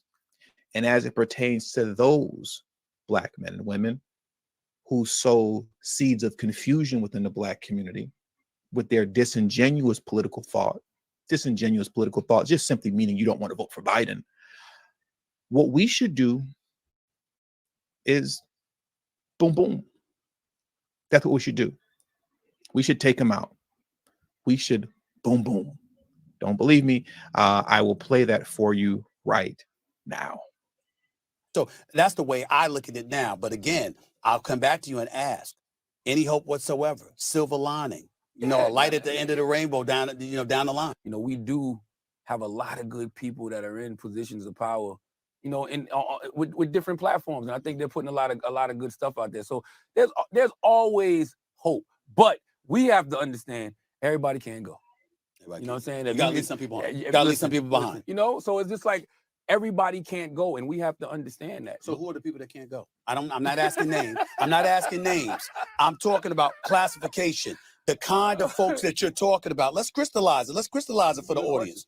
Who are the kind of folks that got to be left behind? We got to say their asses got to stay. We can't go. We can't bring them with us. Who are those people? I think anybody who's not willing to have genuine conversation. I think what you said a little while ago is very important. Like, some people are just doing this for entertainment purposes. And, I don't feel like, what we're going through in this country, who we are in this country, I don't think that's a joke. I don't think that should be for somebody's. Well, hold on. Stop that. Stop that clip, yo. The individuals who. Pause on that clip. Pause on that damn clip. Hey, they're the two main characters on social media who doing it for the money. I mean, we got it. Stephen A. saying he actually do it for his business, and lesser charge. 90%. But watch this though. 90% of his career was satire on egregious stuff. I mean, SA stuff that got to deal with. You know what I'm saying? Come on, man. 90% of his media career was on devaluing the so-called black woman. He did so much SA talk about, you know what I'm saying? Sniffing women's chairs and seats and stuff on, you know what I'm saying? Come on, man. What? Hey, look, let the clown. Go back and look at that early Breakfast Club when he used to, all the women used to come on there, like different celebrity women and stuff, females. How he used to talk to the women, man. That nigga was a sexual deviant, man. His character was that he played. Well, come on, dude. Hey, I'm gonna listen to this nigga about politics when this nigga he joke about you know what I'm saying? Sexual deviancy with women, females and stuff. Joking about you know what I'm saying? Drugging women and having, you know what I'm talking about? Come on, dude. Man, we got hypocrites. We ain't forgot about that. What, did he drug an underage girl though? That's what didn't he? Man, we ain't forgot about that, man.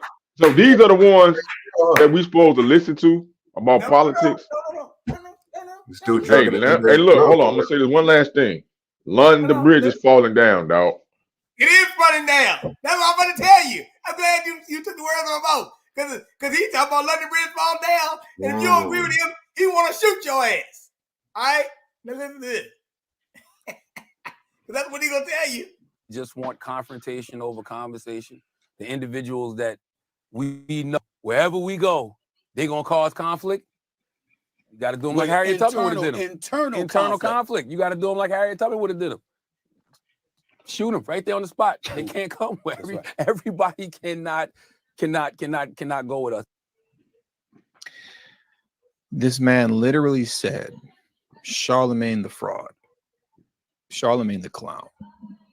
This man literally got up here and said, you have to shoot black men on the spot. You got to do them like Harriet Tubman would have done. And notice his hand gestures when he said that. The first time he says it, he said, you got to do them like Harriet Tubman would have done, and was doing like this. And then Stephen A. Smith interrupted. And then he went to repeat it again. So, and you can tell he really wanted to get that out, because he said, you got to do them like Harriet Tubman would have done. Stephen A. Smith interrupts him, and he doubles back because he wants to get this out so bad. And he said, you got to do them like Harriet Tubman would have. All right. I got a question. I mean, I'm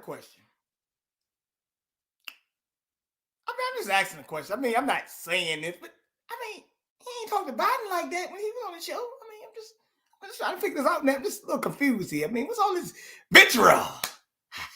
Oh, we can't take them with us. Just shoot them. Leave them behind. What the hell is this about? Threatening you again. Man, I'm about to start calling these people. Boy, I hate to say it, man. I'm going to start calling them the Black Clay KK because they are acting like some Klan members for real. Boy, these boys are bad. How's he doing that thing with his hand like a 7-year-old? You know what I'm saying? He's like a little kid, like a shooting gesture, like. Shut the hell up and do what I tell you to do. Shut up and vote for Biden, goddammit. That's like he about to bust a cap in somebody's ass or something. But see, this is that. Look, we can't take. I mean, these people like this, Charlemagne, man, the fraud. I don't take people like that seriously. He's a piece of shit. You know what I'm saying? Him, all the Breakfast Clubs. You know what I'm saying? You know what I mean? Just like they try to do. You know what I mean? Do damage control with Candace Owens the other day. He is a clown. He is a clown. Didn't him and what's the name make you know what I'm saying? You know, I didn't even want to really say this, but they made like some weird like prints of their stuff for each other and they gave it to each other, him and DJ Envy. What's up with that? They very weird. They made a butt cheek. Weird, bro. Man. But don't get no more weirder than that. Hey, shout out to my boy Stice in the chat, man. That's PKF Topics, man. Hey, go sub up, man, on PK Topics on YouTube, man. He's doing some great work interviewing. He did a great work interviewing some of the local teachers and stuff in his area, local politicians and stuff, you know. So go check out PKF Topics on YouTube, man. Check them out. Salute Stice up in the building. Hell yeah. Now I got to bring up something that happened last week on the Breakfast Squirrels with Ms. Owens because they talked about Diddy. And you got to remember, who is Charlemagne's boss? P. Diddy is his boss, isn't he? Isn't he? Didn't he work with Revolt? Charlemagne? Oh. Birds of a what? Feather flock together. So Charlemagne, will they be coming for you? Oh my goodness, it is getting so good in here. Oh my goodness, this is wonderful. I'm sitting there saying, hey, look here. Remember Charlemagne? You say you can't take us with you. I don't want to be with your ass. Because the chickens are coming home to roost. God damn it. Oh man, I don't cry when they come home to roost. Clown show. But Diddy, Charlemagne was on Revolt TV now. I'm just letting you know. Now Revolt TV is still on. Are they gonna cancel Revolt TV? I'm just asking. But just saying. But last week, when they had the interview with Ms. Owens, they brought up P. Diddy. And what got me was they've been telling you. Well, just today, wait a minute. I'm going to say this. The all-new GoDaddy They just Arrow came helps out you get your today business online in minutes with the and told you how much money the record industry made last year. I think they made like the music industry made $17 billion last year. But I think, wait a minute, man. I'm going to get to that too. But listen, I think 84% of the music industry was made off streaming, which means they are robbing the shit out of these goddamn artists. They are robbing these boys blind. Yeah, better believe Power that. AI with the perfect name. Wake that ass up early in the morning. Americans and white Americans shouldn't be marrying. Funny because the media tries to portray me as you got a platform too. Mhm. So do you find yourself performing at times? I'm genuine. So there's never going to be a person that comes onto my show or a person that I've taught humor, and I always have so much fun. Genuinely, I'm having so much fun on my show, on my podcast. I think that the worst stereotype is they have me as somebody that's like angry and hardened because they're always pulling out just one excerpt of something that I've said. And I really, I don't like that because I have just a great sense of humor. I laugh, even when they get me good. Like if they do something and they say something that I'm like, actually, I hate this person, but that's kind of funny. Like I do look like that. I'll laugh. Yeah. I saw that when Chappelle said what he said. Yeah, because I was just thinking, I'm like, listen, Dave Chappelle, I didn't even think he was actually that funny in that skit. Of all the Chappelle skits that, exist, I didn't think he was that funny. I think he was really angry throughout that skit. But also it's Dave Chappelle. You know what I mean? It's Dave Chappelle, and he knows my name and he knows who I am. And I think that you need comedians. It's a protected space. And even if they're making fun of people, as soon as we start killing the jokers, we're no longer living in a society that we want to be in. Trust me, when the kings start killing the jokers, it's not good. And I love Dave Chappelle. I grew up on Dave Chappelle.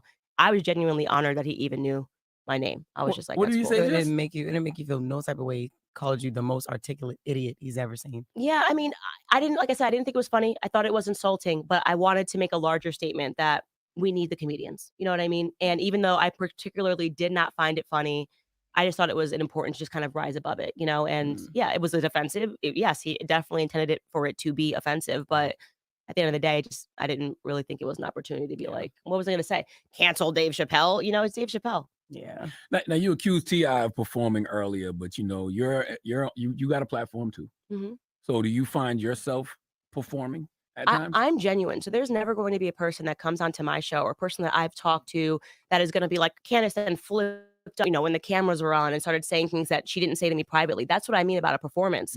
Why did you do that? You and I had spoken on the phone multiple times. I know what you think. I know that you veer conservative.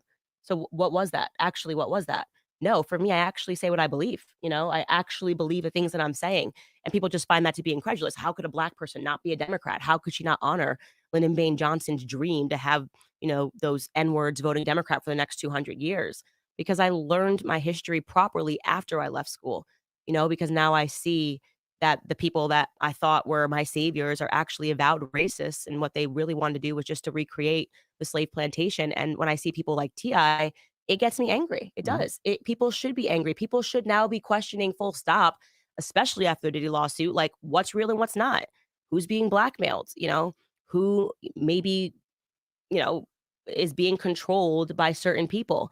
I don't know. These are questions that I think people are ready to start asking, but I definitely have a huge question mark on T.I. You mentioned Diddy lawsuit. I was about to say that you mentioned Diddy lawsuit twice with T.I. What's up with the Diddy lawsuit? What do you mean what's up? You guys have definitely covered it, right? Absolutely. It's crazy. Absolutely. It suggests that he was the Jeffrey Epstein of Hollywood, that there's a blackmail ring, that people are being given drugs, they're doing things while they're drugged, and then those people are controlled, right? Because if you're a rapper and your brand is hardcore and I have a video of you kissing a guy, and I'm like, I'll release it unless you say or do or take this position, that's a blackmail ring, right? So T.I. wasn't in there, though. No, he wasn't. I'm just saying that the Diddy lawsuit kind of led me to ask some larger questions about, okay, because I have been feeling like in my heart that something weird's going on with Black media. I'm like, what is this trash that we're trying to sell as good music? This isn't Black culture. I hate that Black people even call it Black culture, because that's like, no. Vultures came in and took Black culture, turned it into something else. Like I said, I've said it many times. I grew up listening to Lauryn Hill. Stop trying to tell me this is Black culture. Like, I grew up in my grandfather's house listening to The Temptations. Stop trying to tell me this is Black culture. It's not. This is Black rotten. people are monolithic. I mean, you're like, even you're an example of that. No, I'm not saying we're a monolith. I'm just saying that Black people create magic when they want to. Okay, there's no singer that is better than a Black singer. If you want to go tit for tat, give me the best, white singer versus the best Black singer. Like, we have unbelievable talent, right? So if you're going to tell me that what we are now making mainstream is the filth that I hear today, I'm going to start asking questions about who's condoning this, who's signing these people. But music is an algorithm, right? And what they really do is they see what music is being hit on Shazam or what people are quote unquote liking, and that's what they play more. It's getting artificial. That's it's starting to get quote artificial. unquote say. No, and I think that's why, like, I do love Kanye, because I think he was pointing to this stuff really early. Like when he jumped on stage and grabbed the trophy from Taylor Swift. People were mad. I was mad. I remember being like, what on earth is he doing? But what was he actually telling you? That all of this it's a performance, right? Like, this is not based on merit anymore. And by the way, he was factually right. The Taylor Swift video was like a girl dancing in a mirror, and Beyonce put out Single Ladies, one of the greatest music videos of all time, and they gave it to Taylor Swift. There's a narrative. There's a person that they're trying to make big whenever they make these decisions. Also clarified by the Diddy lawsuit, because the person alleges, I'll say allegedly, that, Diddy told him if he did this or that he would get producer of the year. Well, how could Diddy make that decision? How could Diddy offer that to somebody full stop? This means that there's a different reason that people are getting awarded and are being platformed. And I have seen people that I just do not believe were made hot by Black people that were suddenly being thrown in our face and being invited everywhere on red carpets, and suddenly they're, you know, next Taylor Swift. It all just feels so artificial. Who It doesn't feel. Candace? Who, Well, I'm Candace? giving an example. You guys talked on stage about Ice Spice. I mean, on the show about Ice Spice. You guys played my clip where I was Yeah. talking about it. I don't have anything against Ice Spice. I'm sure she's a very nice girl. I really am sure. She's young. You know, that's not a justification. What is she, 20? How old is she, 20? I don't even know. I think she's like 24, 25. 23. It's actually, she's not that young, right? You know, like Lauryn Hill gave up. She was like 18 when she was on Sister Act. But, you know, the point is I don't fault her for making that music, but I am seeing this artificial promotion of Ice Spice. Like all of a sudden, of all the people, that's who Taylor Swift decided to put on her on the stage and take to, you know, the Super Bowl. I have questions, you know, I just have questions. And I do think that Kanye was trying to say something, you know, in that moment when he took the trophy from her. But you know, when you listen to Lauryn Hill, you know, there were other music there that wasn't like Lauryn Hill music. There was Little Kim. It was the minority. Here they go with this Well, I shit, think man. Lauren's a You little know what she before means, man. Come on, man. Trina. But what I will say, it was a minority of the music, and now it's the Right. It majority. was a balance. And I would be okay with music like that if the majority of Black music was based on what we can actually create and our talent. Because like I said, we have a ton of talent. I tend to think that when we get involved in certain things, we just do it better. I think creatively, Black people are very gifted. And where somebody is making our gift a curse, right? It's encouraging, it's music that's encouraging Black men to commit crimes. It's like a hip hop to prison pipeline.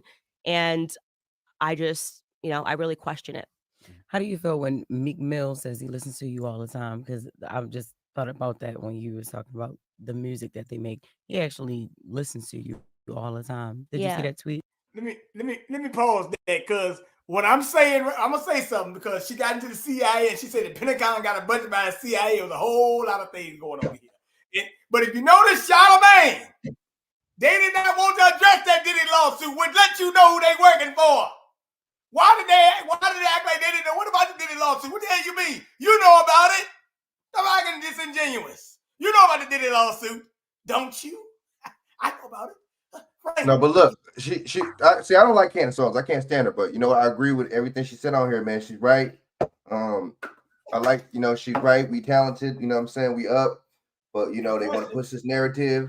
I didn't like how they was trying to act like they didn't know what she was talking about. There's a balance. There was a balance back then. She said, "Oh, there was a Little Kim." Man, nobody was talking about that. You know what I'm saying? Hey, come There's on. a balance. Let me tell you something. You know what I'm saying? There was a lot of more positive hip hop back then versus the trashy ratchet stuff like there is now. You see what I'm saying? She mentioned Lauryn Hill. They mentioned some Lil Kim. Right. How do you go from that to that? You know what I'm saying? It just shows you where their mindsets is at. Shows where their mindset's at, right? Right. And like you said, Lil Kim, it was only who you had, Lil Kim, Foxy Brown. Like I said, it was smaller compared to the Later, I think you had was it Adriana Howard, but not really. I mean, she had songs. Or Adina Howard. Adina Howard. Yeah, but you had like a few people. I mean, Miss Elliott wasn't rapping like that. I mean, she was rapping, but not that much. But for the most part, you had a few people. But now this is like a whole sub-genre now. Right. So, that's true. I'm like she said. I mean, where are the rap cities at? Why she ain't getting awards? Why she not being put into the front? Give us a balance there. You know what I'm saying? Where the they took that what's my girl Sarah? What's the girl name? With was it Free and 106 and Pop? No. She's dope. Yeah, rapper. She's like real conscious hip hop rapper. Right. No Name. I mean, we got with the rapper name No Name. I mean, female rapper name No Name. Rap City. I mean, we know about them. I mean, you know what I'm saying? But they don't get no mainstream, like you said. They're not winning no awards and not getting no mainstream play like that for real. Well, like Miss Owens said, they're not being promoting. Like, who is pushing this trash out here? These people got no control. Like she said it's artificial. But you know what DJ Envy did say one thing? He did say one thing. I'm going to give him credit. He did say music is an algorithm. They are controlling the algorithm to push these people out here. He did say that. Of course. And see, they're pushing it, and then see they can push this more on other groups too, like these white suburbanites and these other people too. They could push this on it more too, because you know what I mean. You don't really being ratchet and having fun and all that and doing this and that. You see what I'm saying? you could just be free and be free with your sexuality and all this stupid shit. Like, be pushing up. I was with my homeboy one day, and we was out. We was out doing an event. Yo. A white girl came and asked him, "Can you play Sexy Red Pound Town?" Boy. Wow. I like, yo, this is bad. But that's why like my man Erie Wright said, that's why getting your own records or master recordings is so important. Now, one thing she said on there, listen closely, that she said that who is controlling it. She called them butchers, matter of fact, coincidentally, that's the name of Kanye's song, Butchers. But my thing is, she was talking about the prison, the hip-hop pipeline or whatever. What did Lion Cohen tell you? He told you, well, he called him out and said, you being a culture vulture. He's like, well, I got to feed my family, don't I? He said, yes, I'm pushing the trash, but I'm going to feed my family. Off you. That's what he told you. Well, he said, I don't know no damn Dame Dash. I know Jay-Z. Well, how you know Jay-Z but you don't know Dame Dash? That's like you going to hey man, that's like you going to get a peanut butter and jelly sandwich, but not getting no jelly or not getting one or the other. Just get the fucking bread. So there ain't no way you know who Dame Dash was. That's a damn lie. But nevertheless. Right. I'm just saying, man, it's hypocritical. That's all I'm saying. And I don't know why they got this girl Jessica Lyrics on there. She doesn't hardly ask no questions. Let me find that part where they talk about the CIA. Right. That's supposed to be Angela Yee's replacement or something. Yeah. In Georgia. Wow. That's what the trial should be about. But as long as and using it to fund her and her boyfriend's lifestyle, they did find out that they said that wasn't true. The money part. They said it on the stand. Mm-hmm. So that's why they're saying that like this lawsuit will lead to more lawsuits. I mean, this trial will lead to more. Oh, they kind of low-key sticking up for you were born a man. You lived for the first 3 years of your life as a man. What is the first thing you would do? I don't want to fight you. What? And then after that, let's say you're the president of France. After that. At Vistaprint, we print your brand on everything, like t-shirts, hats, totes, hoodies, and ooh, really fancy. That ain't super goofy, man. With this, telling you guys, look into the case. It is wild. Jean-Michel Trogneau is now Brigitte Macron, transitioned at the age of 30. By the way, alone, that whole story of Emmanuel Macron was like 30 years older. Mm-hmm. That already we're in pedophile territory. So everything about that story has been sick from the beginning. Well, the age in France, I agree with you on that. But the age in France, I think the legal age is 15, if I'm not mistaken. Well, in different interviews, they said 14. He was 13. It's something not right there in that entire situation. And yeah, I'm telling you, look into it. It's a wild story. Now, why do you believe that Hollywood was created by the CIA? Well, before we say Hollywood was created by the CIA, I guess I should clarify because, first off, you guys do know the Pentagon has a budget for film. Like, there's a whole department in the Pentagon. Know that. That's a fact. There you go. That's all you need to know. There's an entire department in the Pentagon. They get involved with films, and they get involved with films for the purpose of propaganda. They always have. What movies have I they should have produced? said Pentagon instead of CIA. Tons of them. I should show you the list. You should pull it up. It's wild. Yeah, Pentagon Department for Hollywood. Tons of them. Even Transformers. Even Transformers, because they're concerned about certain narratives. They get involved with like World War films, like how are we telling a story about history? Usually it's because we're lying about what we did or trying not to make Americans aware of the crimes against humanity that we commit overseas, Yeah, the Pentagon has funded some films, Black Hawk Down, Red Dawn, GoldenEye. The more you know. So now you understand your experience in theaters is what your government wants you to think. They want you to Didn't think Obama just fund that film or produce that film? At all how things have actually happened. 6 of the best movies made with help from the Department of Defense. This is military. Yeah. I shouldn't have said CIA. I should have just said the government. But Top Gun. Yeah. Red Dawn, Apollo 13. Mm-hmm. It's all about Iron Man. Oh my God! I didn't know that was on the list. Now he upset. Wow. Now he upset. Let me ask, interesting. Now you said talking about continue. What? Iron Man? Nah, that's her limit right there. She was like, you know what? Now it's crazy. What is the point of that? Just control? Yeah, propaganda. It's crazy. You grow up in school and you think propaganda belongs to the east or something. Propaganda is the name of the game of our government. They, again, never want you to look into the crimes that they are committing. So they're constantly trying to sell themselves as the good guys. They did the most. They rescued and saved the world. They've never done anything bad overseas. If you are living and you believe that the American government hasn't committed crimes against humanity, you had to wake up from the propaganda. You just got to, you got to learn real history, not what was taught to you in a textbook. That's all just propaganda. You know, we've done horrific things. Things. You mentioned Kanye put you on the phone with T.I. and some other people. What's your relationship with Kanye? Because I know one time y'all were going to do a business with each other, and then that just fizzled out. Yeah, you know, I was under so much pressure. It was actually insane to say horrific things about Kanye when all that stuff started going down. Was it 2 years ago now? And the truth is my relationship with Kanye began long before I ever even met Kanye. I really do credit the creation of like my spirit and my character with listening to his music and having the courage to step out of the bounds of what people say that you are allowed to be. And like his song Power, I played that so many times when I got into politics, just realizing that I was going to take a lot of bullets. People were going to say a lot of things about me, but really the power is within me to just not care. And that is why I think that a lot of people don't understand like what Kanye means, I think, to the Black community. And that's why the media couldn't take him down, because the media didn't create Kanye. That's the truth. They didn't create him.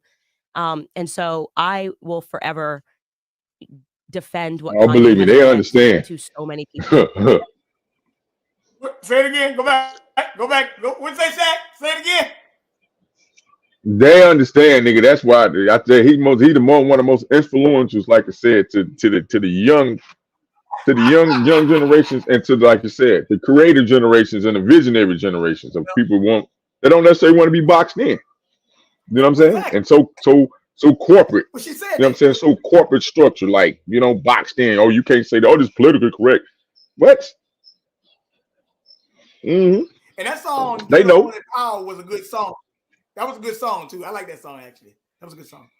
That was a dope song. But let me, Lane. Dang, Dawson. She said she missed Candace speaking. Let me break it down, Dawson. She talked about the CIA, and she talked about Diddy's lawsuit. But Frank, let's go back. Let's play that for a minute. I might play 2 minutes of it, Dawson, so you can hear that part about the CIA. But she really broke down that it's okay. It's okay. I'll replay that part for you so you can hear it. That part. I'm gonna do that for you because I respect you. Besides, that Teach America thing, that was interesting. I'm gonna go back to it. But what she said, she talked about Kanye West too.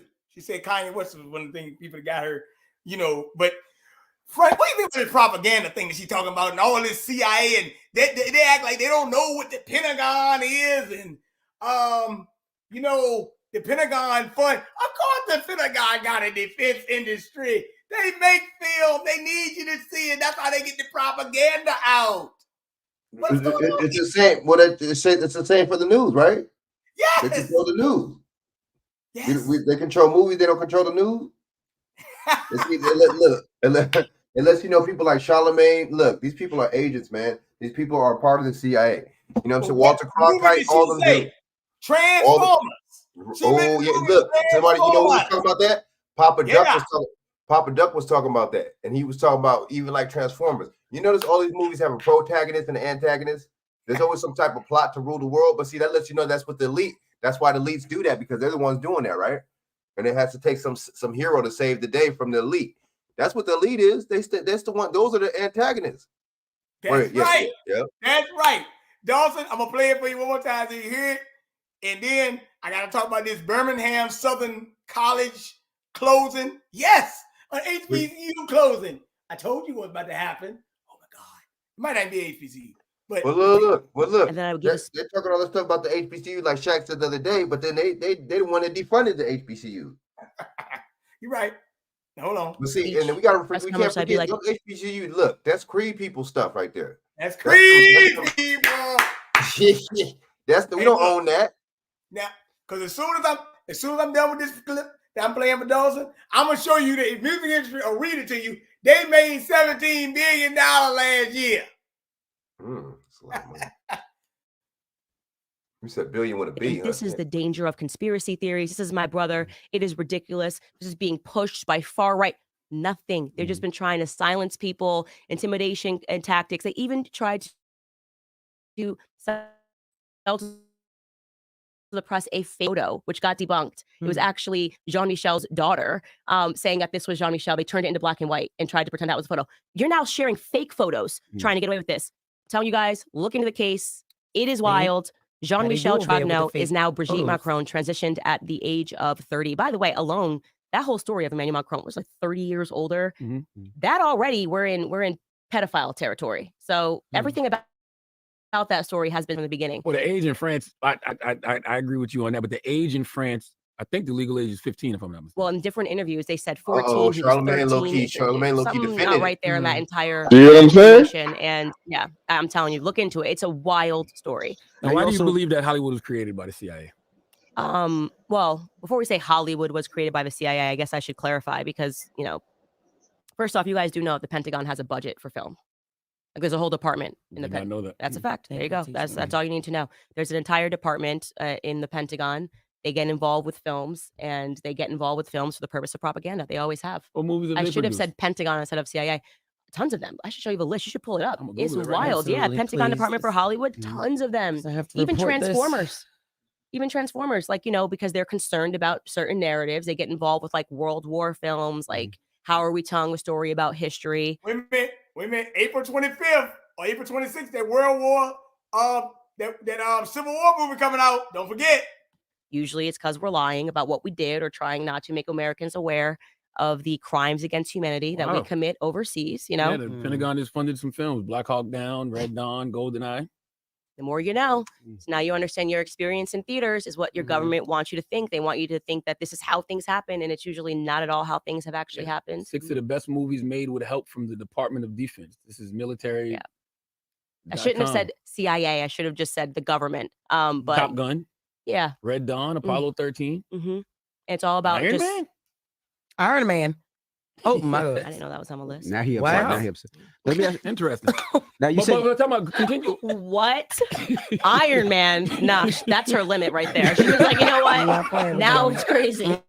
What is the point of that? Just control? Yeah, propaganda. It's crazy. You grow up in school and you think propaganda belongs to the East or something. Propaganda is the name of the game of our government. They, again, never want you to look into the crimes that they are committing. So they're constantly trying to sell themselves as the good guys. They did the most. They rescued and saved the world. They've never done anything bad overseas. If you are living and you believe that the American government hasn't committed crimes against humanity, you had to wake up from the propaganda. You just got it. You got to learn real history, not what was taught to you in a textbook. That's all just propaganda. We've done horrific things. Things. You mentioned Kanye put you on the phone with T.I. and some other people. What's your relationship with Kanye? Because I know one time y'all were going to do a business with each other, and then that just fizzled out. Yeah, I was under so much pressure. It was actually insane to say horrific things about Kanye when all that stuff started going down. Was it 2 years ago now? And the truth is my relationship with Kanye began long before I ever even met Kanye. I really do credit the creation of like my spirit and my character with listening to his music and having the courage to step out of the bounds of what people say that you are allowed to be. And like his song Power, I played that so many times when I got into politics, just realizing that I was going to take a lot of bullets. People were going to say a lot of things about me, but really the power is within me to just not care. And that is why I think that a lot of people don't understand like what Kanye means, I think, to the Black community. And that's why the media couldn't take him down, because the media didn't create Kanye. That's the truth. They didn't create him.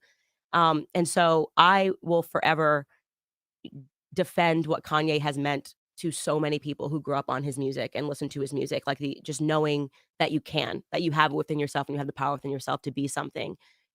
He's obviously still creating music, still loved very much. Do I agree with everything that Kanye does? No. I don't even think Kanye agrees with all the stuff that Kanye does. He performs a lot. Yeah. He performs a lot. He throws you under the bus when he needs to, though. Like, Me? Yeah, it What do you feels say like about that. me? It just feels like he's quick to distance himself from you at certain points. I think that a lot of the way what do you mean by that, I guess? I think about one moment in particular when everybody got mad at him. It was, I don't know if it was something you designed. It was the Blexit shirts or something, and you said he designed them, and he was like, no, I didn't. Yeah, so I think that actually time has been good with that situation because I couldn't say a lot, and people thought that I was like lying. Like Candace lied. First off, I never said that Kanye designed the t-shirts ever. I said that he designed the logo, and Kanye did design the logo. Oh, He had helped us, I have photos of it. But at that time, Kanye was going through a lot personally. And I just didn't think I just decided that I was just going to be the bigger person. I could have clarified it in the media, but I just allowed everyone to call me a liar because, like I said, I'm like a fiercely loyal person. And because I knew of a lot of stuff that was going on personally with him, I just didn't want to add to the avalanche, of people criticizing him. But again, I never had said that Kanye designed the t-shirts, but he did help us with the logo. And why troll people? Like when y'all wore the White Lives Matter shirts? No, because white lives do matter. And the point wasn't to troll people. It was actually to make a statement. And that's fine. That first off, Kanye was behind that, but he's an artist. And there's a point that he's always making it. You don't think he did this to troll. Like, that seems very beneath him. I'm just doing this to troll. I don't know. Dame Dash is a guy, and Dame Dash even said that's what he does. He trolls. But it's obvious he trolls. I didn't consider that as trolling. I definitely don't think that he would have put trolling as a part of his fashion show. He takes his fashion pretty seriously, Because he's the type of person that will say one thing in private and then publicly do a whole about face on it. Has he done that with you? Oh, yeah. Really? A bunch of times. On what topic? Because I've never, stuff that he says that he believes, I've never seen him flip on a topic. Like, no, I've seen him flip quite often. On his positions? Yes, absolutely. That's interesting. Absolutely. Well, Wait a minute. Hold on now. Hold it. Now, didn't she ask him? Oh, wait a minute, Frank. Hold it, man. Hold it. She asked him, what did he do? He said tons of times. Well, tell us what he did. No, actually, it's in reverse. See. You remember Kanye? Because they was remember Kanye used to always be a butt of people jokes and stuff. He used to troll him all the time, right? Yeah, I know. Okay, so Charlamagne, left the charge, had got next to Kanye. Kanye brought him out to Wyoming and stuff, and did a whole film thing with him. And then, they had conversation behind the scene. Then he flipped on Ye and started, siding with the dude that was dating Kim Kardashian and stuff. Like, I'm like, what? Now this dude's your friend, which they probably, because he's a comedian too, the one cat that she was dating. You know what I'm saying? So he the one flipped on the old Ye boy. And was, you know what I'm saying, playing the both of two evils on in social media because he had to get it back into the satire character. Come on, man. We talking about characters, and these niggas play characters. Now let me say something. Now, early in the video, Dawson, you missed it. I might not go back to that because it'll be long. But I want to bring this up. They did bring up Diddy, and she brought the Diddy lawsuit. Charlamagne act like he didn't know what he talked about. Right here in this article, right here.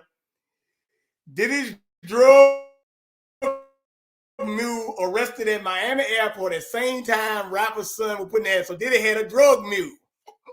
Yes, had a drug mule. So his name is Brendan Paul. He was arrested by Miami-Dade police alongside Homeland Security agents at Opal Land Port in Miami at 4:30 on Monday. Yes. So Charlamagne didn't know that about Diddy. Now this interview was just on Thursday last week. So Diddy got arrested. Whatever happened when it was time. So I'm just letting you know. So people have been knowing about Diddy. But Charlamagne actually, but I told you Charlamagne's on Revolt TV now. Or was on Revolt TV. So he had to know somebody that did this shit. He ain't that damn oblivious. But also let me add too, because we, you got to know this stuff, right? Lesser Charge was involved with the move with let me get it right. He was involved with the lady that did a couple people that did the production, written or directed Surviving R. Kelly. He was involved with them people. What's her name? Charlamagne? The producer chick. Yeah. Oh, I know about it. Yeah. Mm-hmm. Yeah, he was in the documentary. Yeah. Surviving R. Kelly, yeah. Hold on 1 second. Yep, I know about him. But I just warn you, it was a whole lot of things that went down with Diddy last week.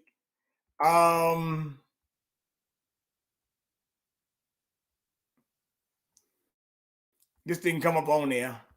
But anyway, let me just read this article. New York Jets cornerback Sauce Gardner claims in a podcast with Aiden Ross. Jews run the world. The NFL player constantly told him that his religion runs the world. Yes, he told a Jewish guy, your religion run the world. Yes. And now they're saying that, fuck you, I don't like the Jets no more and things like that. But he was on it with a Jewish guy, and the Jewish guy didn't even get mad. But so matter of fact,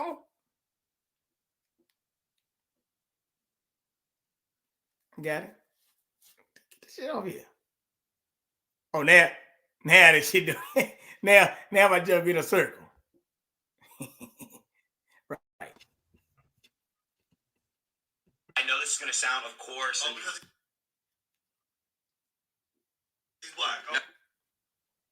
Oh, guys, a Jew sold it to me because I'm Jewish. Wow. Yeah. Straight up, I'm being honest. No, I'm gonna be honest. Like, no funny weird shit.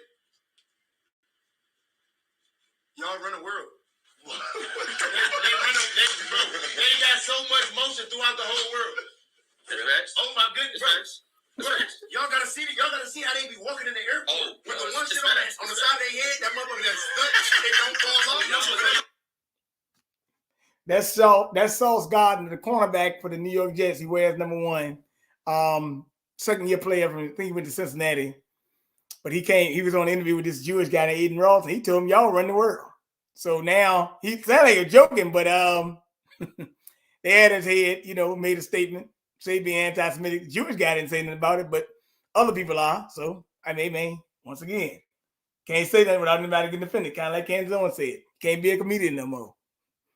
But comedians tell a lot of truth in their jokes, by the way.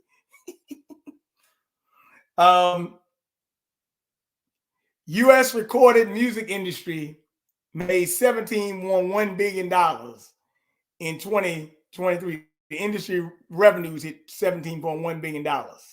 Taylor Swift was the biggest global artist recording in 2023.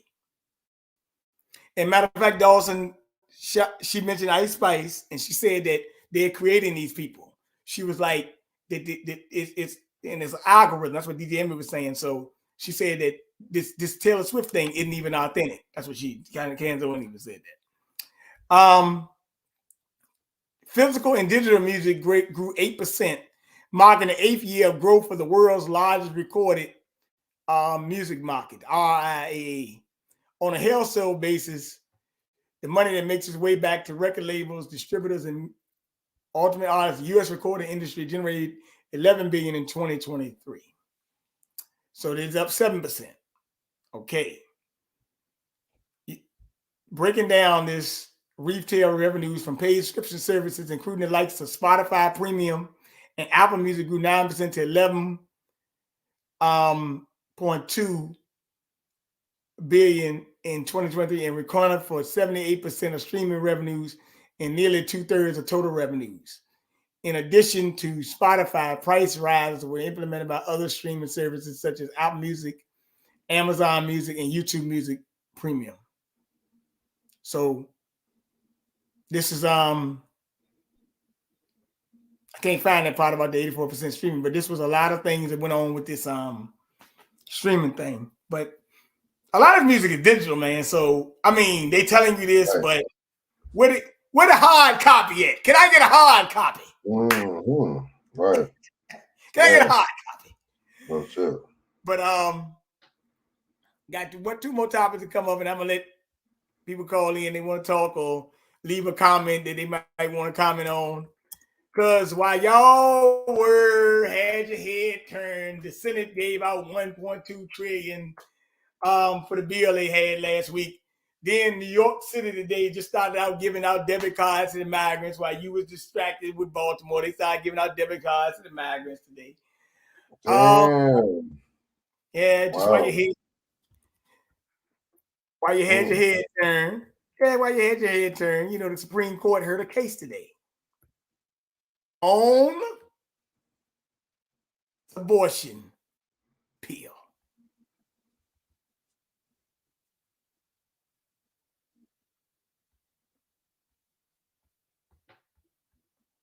So here you go. I'm going to play it right for you. Step into Wix Studio, the platform for agencies and enterprises, and turn website layouts into Reproductive health, the focus today at the Supreme Court. Justices are hearing arguments on whether it's legal to allow the abortion pill mifepristone to be sent by mail without a doctor's visit. This is the first major abortion case to get to the Supreme Court since Roe v. Wade was overturned 2 years ago now. Joining me now is ABC News Supreme Court contributor and professor at the University of Pennsylvania Law School, Kate Shaw. Kate, it's good to see you. I know that a lot of eyes were on the court today. Of course, you can't see, you can only listen, and I know you did. What did you make of the arguments today? You know, when you listen to the judges' questioning, the justices' questionings, you can figure out which way they're going. What did you hear today? You're right, Phil. This was a widely watched, observed, listened to, in this case, argument. The first real encounter with abortion and the law since the court overruled Roe versus Wade in June of 2022. And I think that the tenor in the room actually was more skeptical about the challengers' case than I think a lot of people anticipated going in. So the challengers here are a group of anti-abortion physicians who are challenging the FDA's regulation of the abortion drug mifepristone. Originally, the challengers were actually asking the federal courts to declare that mifepristone should never have been an approved drug, making an argument that all the way back in the year 2000, when the agency approved the drug, that was basically done wrong and the drug should be, the approval should be revoked and the drug removed from the market. And actually, they were successful in the district court, but that argument didn't prevail in the Court of Appeals. And so in front of the Supreme Court here were just arguments about the conditions in which mifepristone can be prescribed by mail and things like that. And I think here the justices were skeptical that these doctors had the ability to be in court in the first place. Right, a question of standing. Were they the right ones to bring this before the Supreme Court to begin with? But putting that aside, what kind of precedent could this set? Because this will have wide-ranging effects, not just on mifepristone, right? That's right. So what the federal government and the drug manufacturer in this case are arguing is that if the federal courts basically second guess the FDA and its approval of mifepristone, essentially that would open a Pandora's box to second guessing any drug and its approval process. And the pharmaceutical industry is very, very concerned about that second guessing. And so they are urging the court to reject this challenge, both as to mifepristone and more broadly as to the FDA. Well, all eyes on the court, a decision, June it looks like. All right. All right. That means a lot of shit going down in June. You just heard that this court decision will be made in June, probably. And when the Roe versus Wade happened in June. Look, I had to put somebody in their place earlier, man. Look on the YouTube comments, man. See, the thing is, look, what's going on, man? You know, and the lady actually said, "Oh, tell me." I'm like, y'all should start practicing more birth control methods. You know what I'm saying? Or contraceptive. I said, excuse me, contraceptive, right? Contraceptives. You know what I'm saying? Practicing birth control. You know what she said? She said men should do it. But I'm like, damn. So you don't have no accountability. See, that's what I'm talking about. Where's the accountability at? You having reckless sex? That's on you. And so you think the men should just? So the man should just do his part, right? And not you, right? Or either or, right? So why is the man held accountable? They got woman condoms too. Reproductive health, the focus today. I just think that's weird, and I think it's a cop out, and I think it's a lack of accountability, man. Well, look. Now check this out, because I'm about to break it down. I got 2 clips to play. Because since you brought up women accountability, every time you bring up women accountability or men accountability, I'm going to play that. I'm going to play her next. But let me get to this. Since the Planned Parenthood CEO came on, see, this abortion pill is a money grab, man.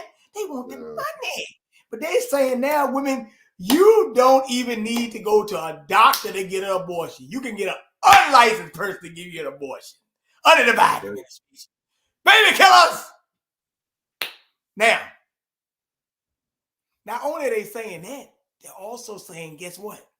You can get this abortion drug without a doctor's approval. Go, let's go. Pharmaceutical industry concerned. So they concerned, I'm happy. Don't pass it. Let it, get rid of it. Oh man, I just don't cry when the chickens come home to roost. Let this shit burn down like a goddamn flame circus. As a matter of fact, Frank, you know what we need to do? We need to go to the circus of them flames and start throwing them around. Boom, boom, boom. I always used to like that trick where they had the ball and ring of fire. So we need to throw some of these people in the fiery pit. God damn it. I would love that. Boy, that'd be nice.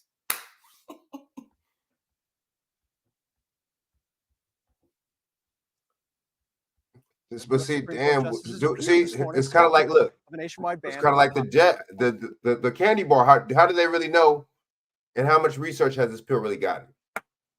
They just motherfuckers just throwing anything in their body. Yep. Hey man, they can be throwing dog food in their body next. Abortion pill. Now the High Court today hearing arguments centered on mifepristone, one of the two drugs widely used to terminate early pregnancies.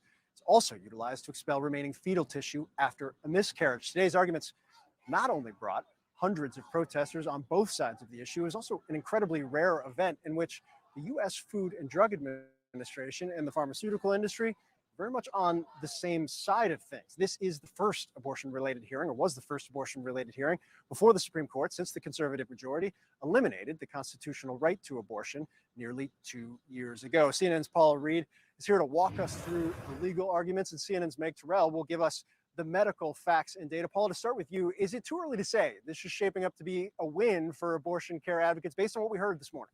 Well, based on what we heard this morning, Phil, it appears that the justices are going to be unlikely to restrict access to mifepristone for now. During the oral arguments, justices across the political spectrum appeared skeptical that this group that brought the lawsuit even has standing or the right to do so.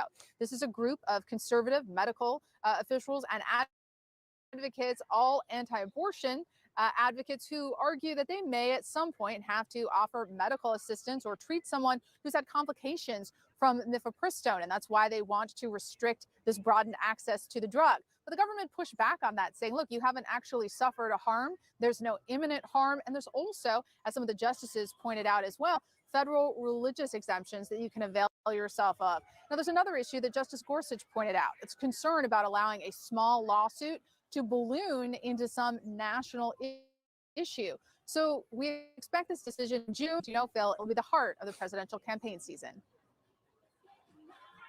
Yeah, plenty of politics involved, at least outside the Supreme Court. Meg, can you explain to people how commonly is this drug used? How does it actually work?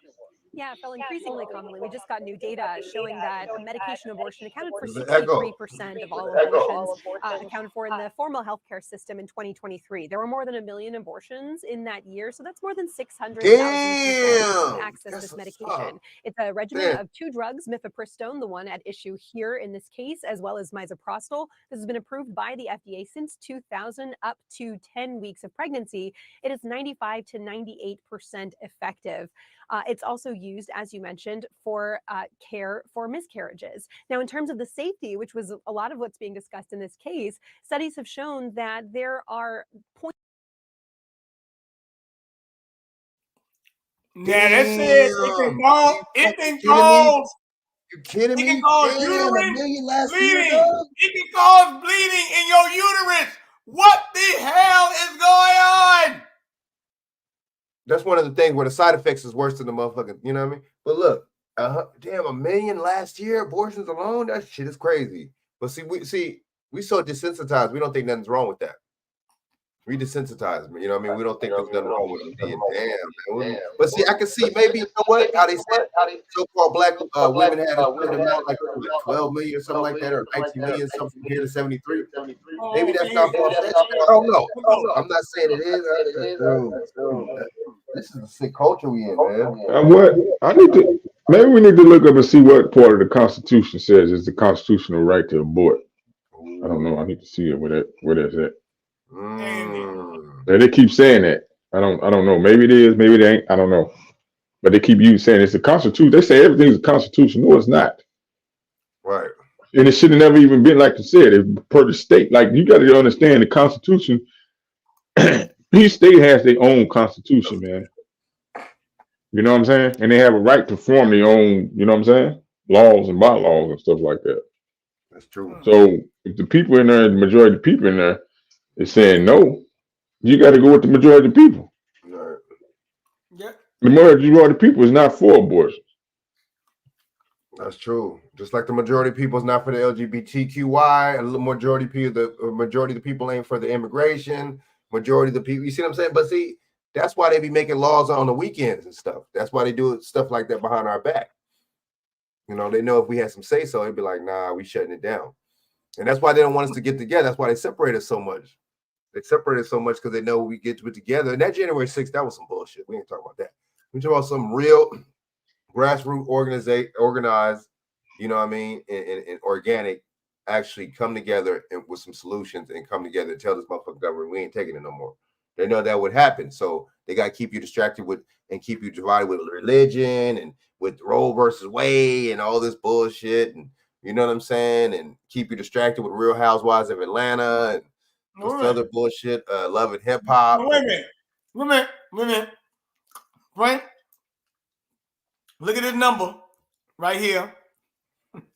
They say abortion, the risk of major complications is only 0.31%. But you flip that around, it's 13 again. Got you again. Damn, fooled you this time, man. Damn, they good with these numbers, man. But because people ain't gonna get this shit. They, you know what I mean? They ain't gonna understand. But here go the thing. Do you really believe that women who have abortions, only 0.3% have a medical complication? Do you believe that? Why, you know, after a lot of them have abortions, they can't have kids no more. That shit fucks them up. They don't talk about the real.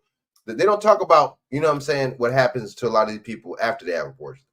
The risk and the you see what I'm saying, and the consequences. They don't talk about that. Well, I'm gonna tell you something. They romanticize it. If these women are crazy enough to have an abortion by not even a licensed physician now, we're gonna hear about a lot of women dying from this shit. Okay. 0.3% risk of major complications using medication abortion, Phil. So this is a drug that's been on the market for 24 years in the United States, and the record researchers say is strong.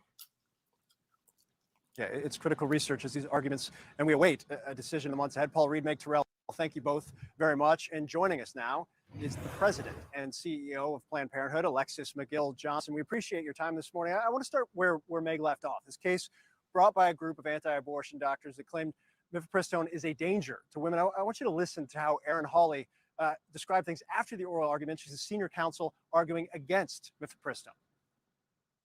Without question, the FDA's actions have made taking chemical abortion drugs less safe. Today, I argued before the United States Supreme Court on behalf of doctors and medical associations who have witnessed these harms firsthand. The FDA violated federal law and its duty to keep women safe. Alexis, is your organization or healthcare providers that you work with documented persistent or dangerous side effects of mifepristone? No, Josh. And look, I mean, the reality is that we know through multiple studies that the FDA has conducted and been privy to that mifepristone has been used safely and effectively by over 5 million people in the United States alone for over 20 years.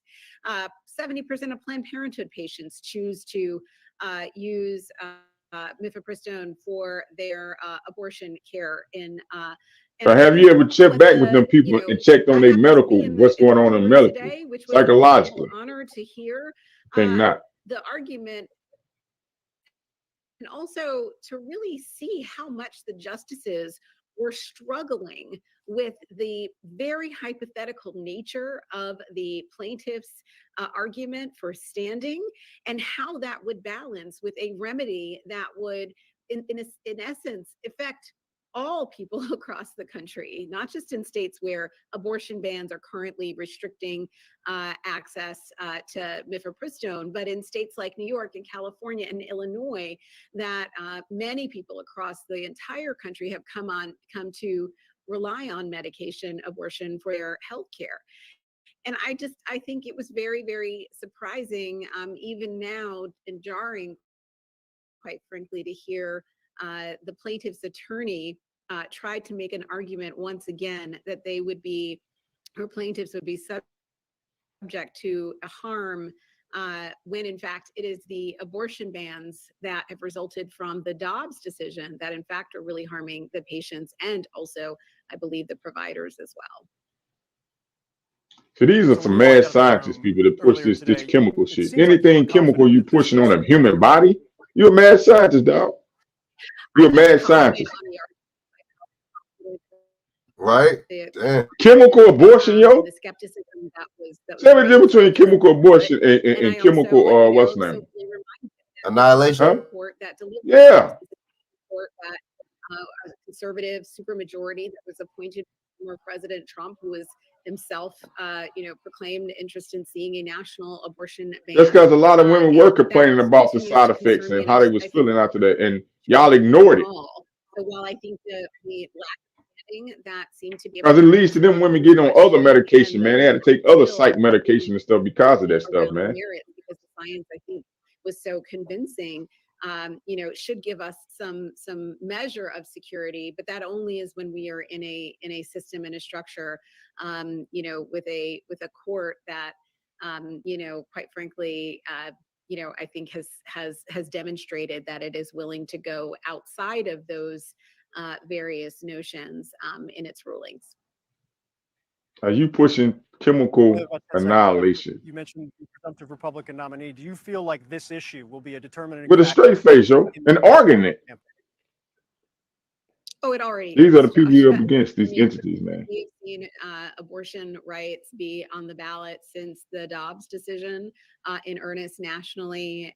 As you know, every state where we have had abortion ballot initiatives, reproductive freedom is one, and we will continue to fight to make sure that happens.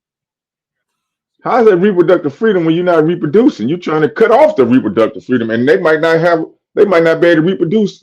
It's just a strong possibility they might not be able to reproduce. But guess what that leads into, Frank? See, this was I call the wheel of fortune, dog. Right?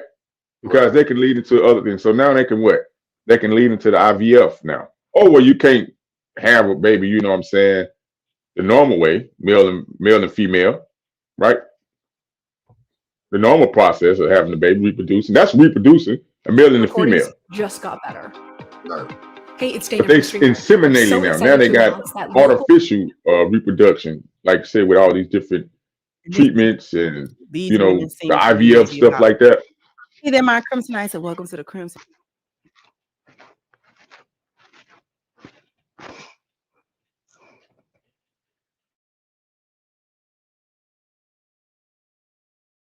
Last video tonight, probably before line, since you were talking about Frank accountability and the women not having accountability, like I say, I always hit them back. Not the women that know what's up, but for the ones that got the bird brains going on, I guess today, or the ones that Dawson, or the ones that Dawson be talking about on her video that she made and said, y'all keep, voting for these Democrats and things like that, those types. I always have to hit them back with the Crimson Cure. Matter of fact, I had one woman that already told me, don't say anything else about that wench, but it is what it is. Man, it sucks. All right, sucks to be me, but that's how it goes sometimes. Hey, man, it is what it is, man. They said they didn't like her because she had a turban on her head or something. I said, I ain't worried about all that shit. Wow, damn. You look how ignorant we be ignorant, man. What the hell a turban got to do with anything and shit? Damn. Oh, my bad, because she's not a Christian. Because she's not that Christian, and she's not pushing that Christian hypocrite way of life. Talking about that, those other cultures of women, they're taught to be submissive to men. While over here, we gotta let men know that it's a new era. I said, what era? What are you talking about? RoboCop? Well, this pastor, unfortunately, this is a pastor. And guess what you're going to tell him? This is funny. This is one of the best videos I've seen her posting. The pastor told him, ain't no God coming. God ain't sending you no man. That's what this pastor going to tell him, man. God ain't sending you no man. Is that Geno Jennings? Because that's about right. Sounds about right. Listen to this. Cure channel. I'm your hostess, femininity coach, and author of The Crimson Cure. And this is my perspective. So, we got a little clip that's been going viral where a pastor in a church, and of course the church is full of women. These women seem to be maybe about anywhere from late 20s to maybe early 40s, early to mid 40s, most of them. Most of them single, likely. And I'm not going to waste too much time. We're going to get to the clip, and then, of course, we're going to comment. So here we go. There's so many single women talking about, God, send me a man. Who gonna ask you for your number, and when they see you, you acting like you don't see them? God for a husband. I said what I said. You asking God for a husband, and you walking around acting like you don't see nobody. You see him, say, girl, he looking at me. Look at him. Look him right in the eye and say, you looking at me? Because I'm so looking at you. What you want to do? Asking God to send you a spouse, and you walking around here, you look like you want to be by yourself. Y'all seen the dude on TikTok, the gold digger? What he'll do is he'll park his Lamborghini on the street, and then he'll go holler at the girl, and she's like, I ain't got time. I ain't doing nothing. Go back to his car. She's talking about, wait a minute. What you doing? Where you going? What's your name? If you don't get out of my face, I'll push you on the ground. If you don't want me for who I am, and you only want what I have, that is me in the wine press. There's so many single women talking about, God. Now, it's interesting that you now have these sort of younger pastors. This one looks like he's in his maybe late 30s or so. This is not an old man, right? I don't know anything about him. I don't know if he's married or not. I have no idea who he is or what church this is or anything. So I'm not going to speak to that. But I'm seeing a trend of these younger Black male pastors, preachers, whatever you want to call them. And the congregation is full of single Black women in a similar age group. And a lot of the times the church is being accused of fostering the strong Black woman or the single mother or the, those mindsets. And there's an argument to be made, but that's not what this video is about. It's about him telling the truth here. If you're single and you want God to give you a man, then you have got to at least present yourself as friendly and as open to someone approaching you. He's talking about that resting bee face. He's talking about that scowl. He's talking about the energy that you carry.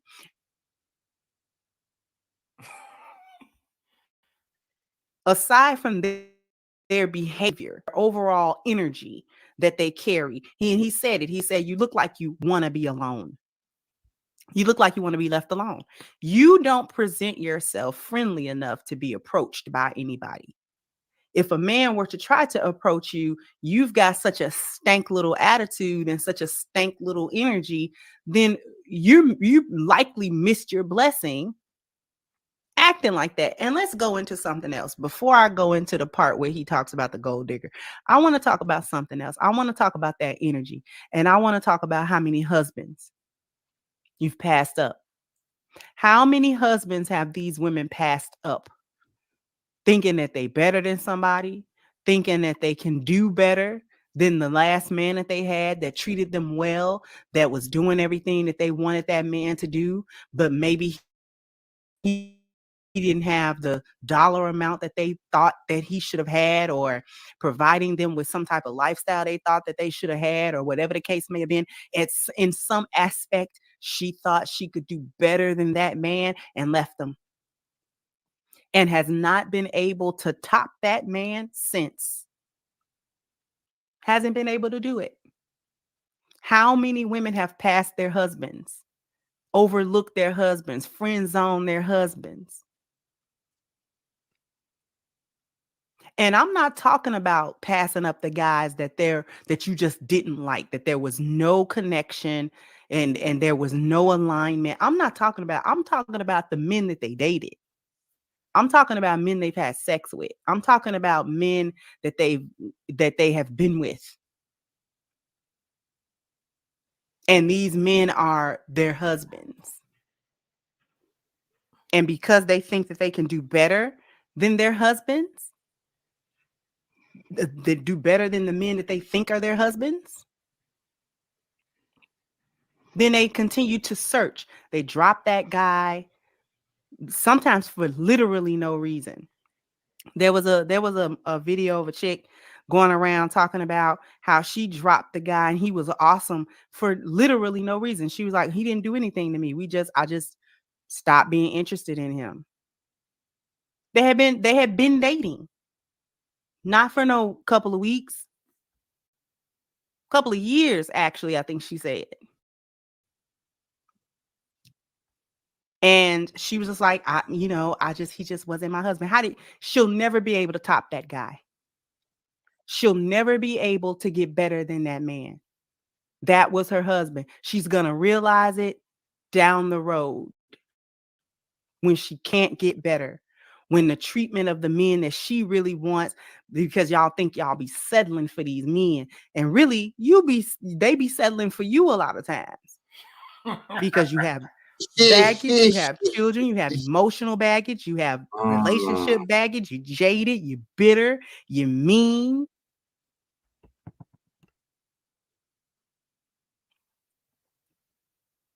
And so a lot of times these men are settling for you, not the other way around.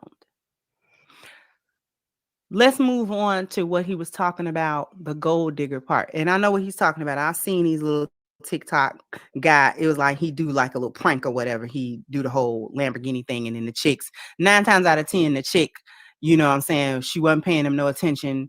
And then once she realizes that the Lamborghini is his or whatever the case, she comes running back over to try to spin the block. That's another thing. Wanting these men at the finish line, wanting what they can do for you or what lifestyle you think that they can provide for you. And it's got y'all missing out on these men. You've missed out probably on anywhere from 1 to 3 possible husbands because you have allowed social media, you have allowed sisterhood rhetoric, you have allowed hyena rhetoric to tell you that a man is not good if he doesn't have a certain dollar amount or be able to spend a certain dollar on you. That his value as a man is only in his pocket. It has nothing to do with his. We're talking about black women. We're talking about black women right here too, though. So-called black women acting like that. So I don't want to hear no white supremacy. Look, listen. I don't want to hear no white supremacy. White supremacy don't got nothing to do with this. All right, even though the feminism.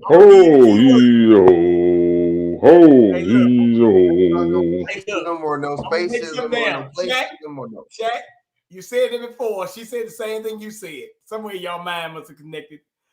But she said that women passed up 2 or 3 husbands in their lives. You said that before. I heard you say it before, right? I've said it before. The late great Godfather mentioned it before. Yep. I mean, it's and they know deep down in their heart they know that's true too. They know deep down in their heart they know it's true. You know. But they waiting on God to send them a man, though. You know what I mean? They waiting on God to send them a man. You know what I mean? Mm-hmm. He's the middleman. God is the middleman, the dated middleman. He's the wingman, right? Yeah. Hey, look, man. Hey, look. Let me do this. Anybody want to call in 571-450-0773? 571-450-0773. I waited a while, but I had to cover that bridge thing and Teach for America. I really wasn't trying to make it this long, but hey, man, I just said forget it. Let's roll with it because March Madness, baby. It is March Madness. That's why the bridge came there. It was March Madness. Yeah, exactly right. A lot of things been going on in March this month. Right. Then you got April Fool. That's Monday. Oh, Easter is Sunday now. Don't forget about Easter.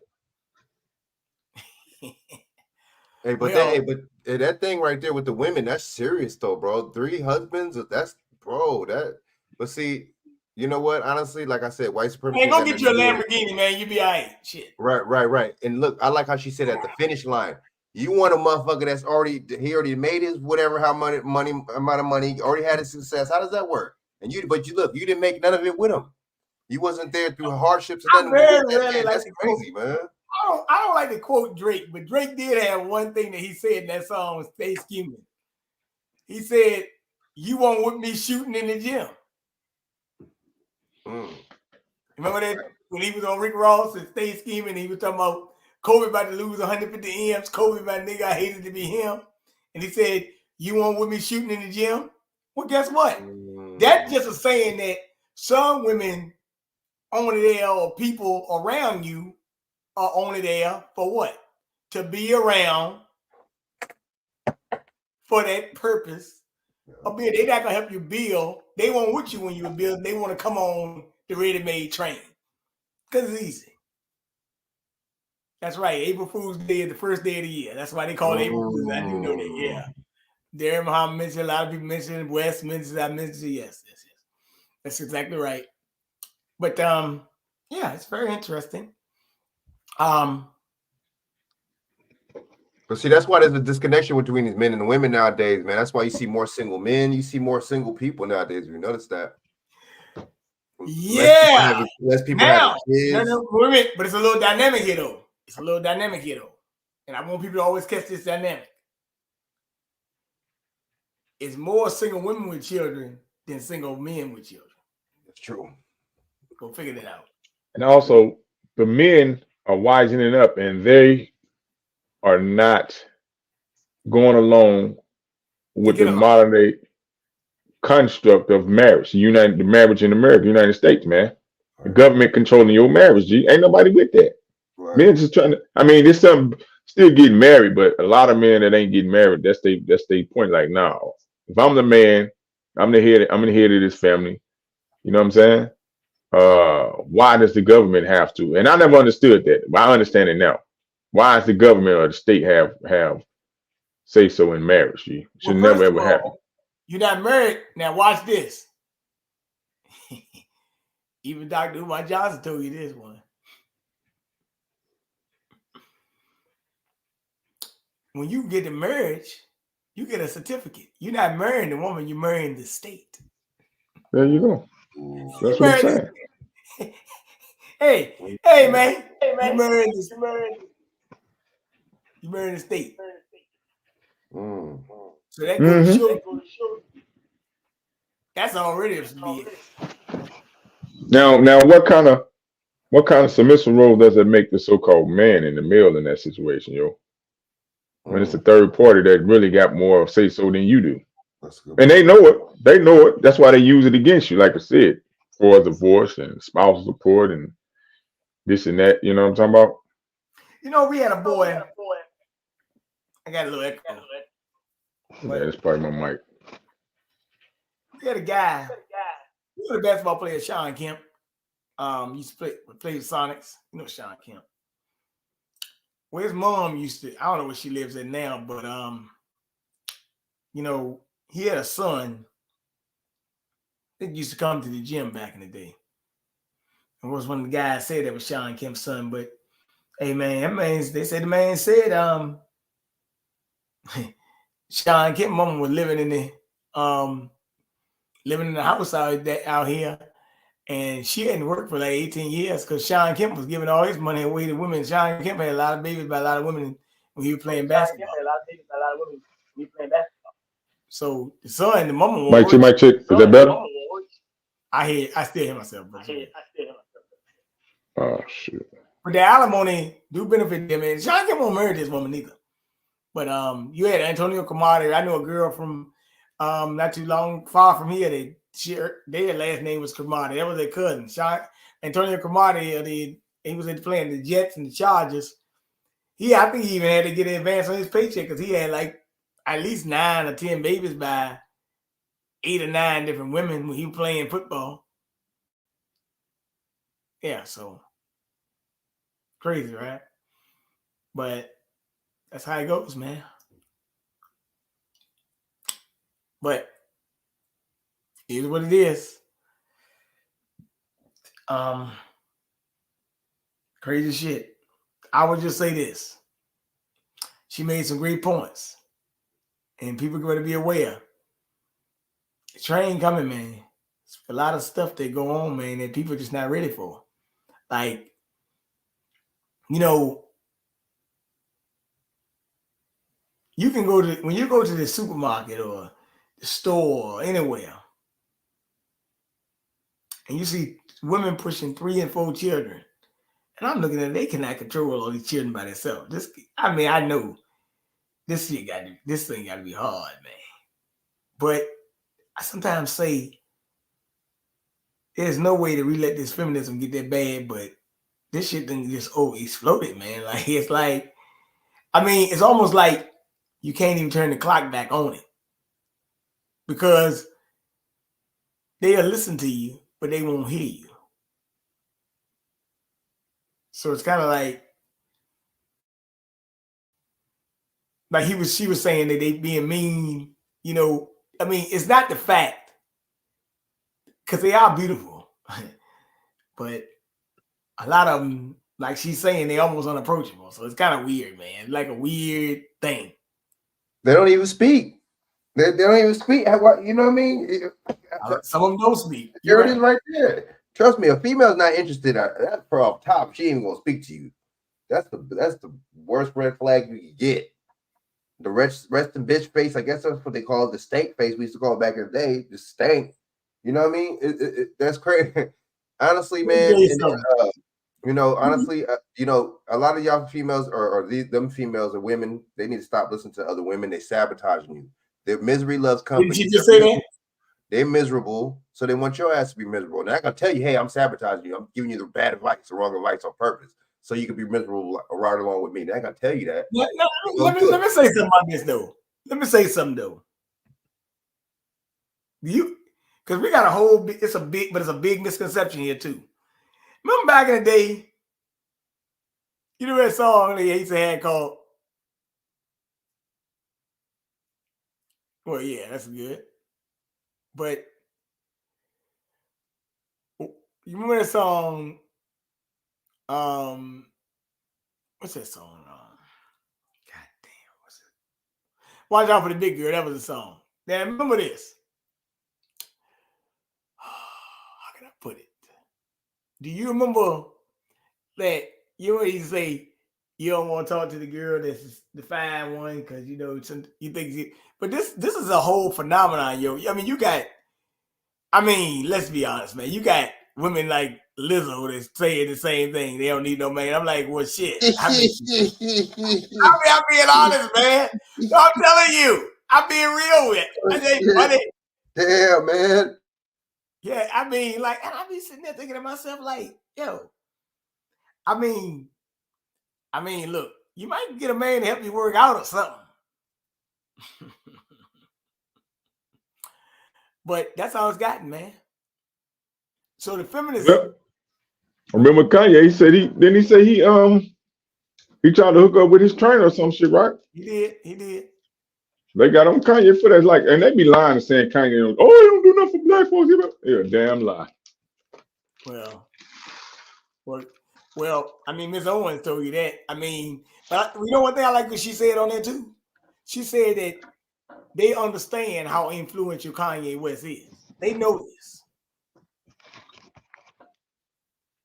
Of course. So,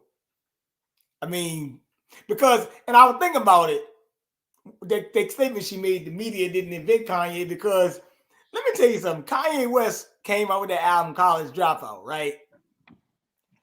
People were listening to it, but at that time you had Jay-Z.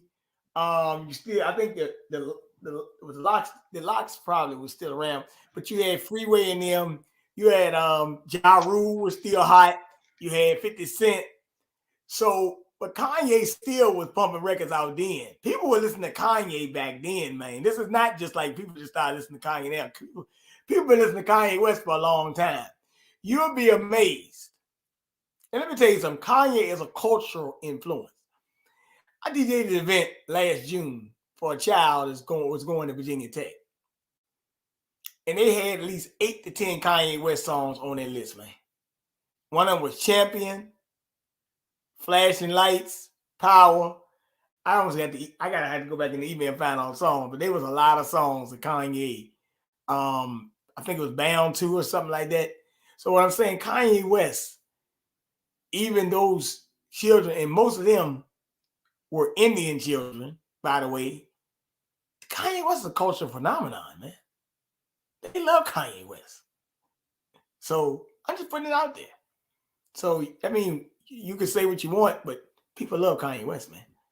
And the media can't stop. You can call me anti-Semite, whatever you want. It don't stop it. Matter of fact, people like Kyrie Irving, believe it or not. They might not tell you that, but they do.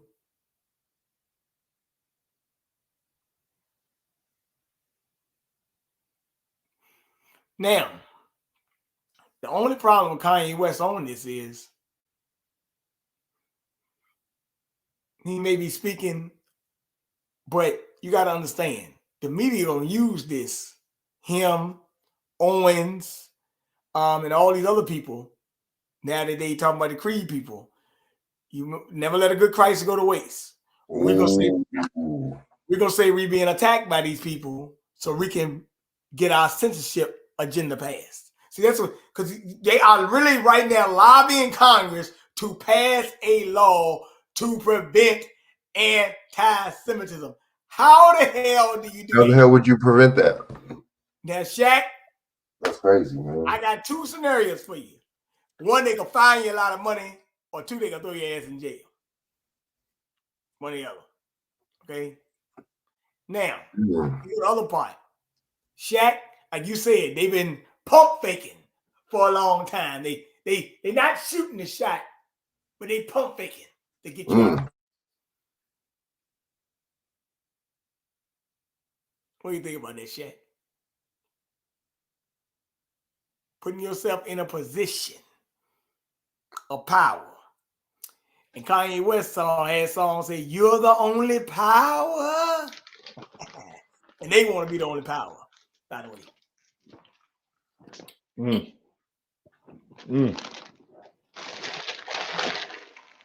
Well, that's an old saying to say, if you don't stand for something, you'll fall for what? Anything. There you go. Hey, well, women fighting. Hey, look, like I said, I know some of this stuff is misguided. Women fighting for abortion rights. They fighting for something. I'm not saying it's a good thing, though. And I don't understand how old Chak Frank. I ain't gonna do it, Frank. I'm about to shoot myself in the head. What happened? I was about to say I'm about to go there. I'm not gonna do it. I'm not even gonna go there, cuz I'm about to go. Right. Frank, you ain't finna make me jump off the 13th floor, nigga. Yeah, man. But no parachute. You know, don't jump out the window now, Frank. It's not a good look, man. It's not a good look. You know, the disconnect.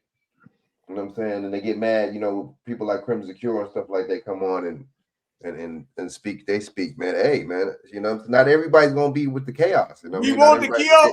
Hey, you got women still. Kevin Samuels been dead for 2 years and still cannot stay. Kevin Samuels. Oh my God. What that tell you about them? That says a lot about them, huh? That says where their heads at. You know what I mean? Insecure. See, because he was going in. Why you don't? I asked the lady, why you don't like Kevin Samuels? She said, because he got these men acting like they full of themselves. I said, baby, men been talking like that before Kevin Samuels came around. I don't know what the hell. Oh, that's a fact. Exactly. I do not know what the hell. You gotta play a clip, nigga. Why you don't play a clip, nigga? You scared? Let's go ahead and do it. Let me find one. Yeah, man, get you about 3 clips in. You know, 3 is the magic number, man. I'll give you about 3 clips in, man. Play this March Madness, nigga. Fuck it, damn. YOLO, nigga. Let me find. Wait a minute, man. Hold the fuck up. Oh, shoot. I done messed up here. Hold on. Oh, here it is. I got it. Let me find it. Whoa. Oh, as a matter of fact, when Dr. Lean was on earlier, Shaq, he brought up something. He said, has your phone battery been draining a lot lately? Yep. We were telling the phone get hot. This phone get hot now, man. It get hot like a mug, boy. He made a point. His phone, his battery drained twice during the show. He said, Tucker Carlson was saying, if your phone draining quickly, that means you could be under surveillance.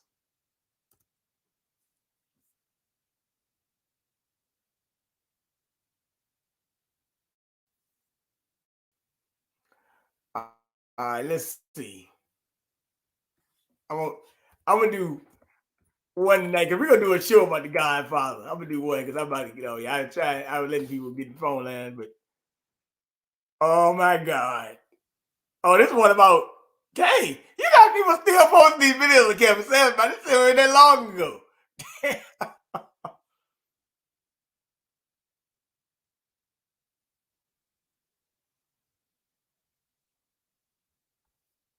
I'm gonna do it, man. Fuck it, man.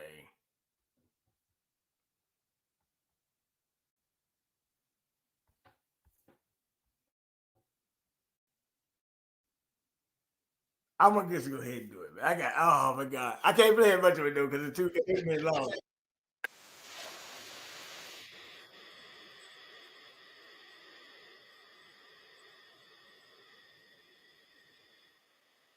Oh my goodness, get out of here.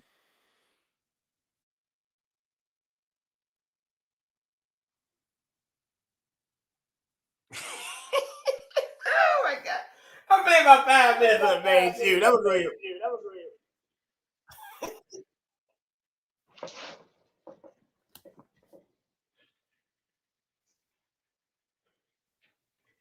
You about to share that screen or what?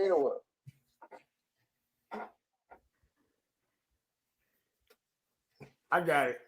I thought damn. Oh, it said something about your browser had blocked or something. I got it now. You know, look, them same females don't have the same smoke for Cynthia G though, right? Right. Real high value.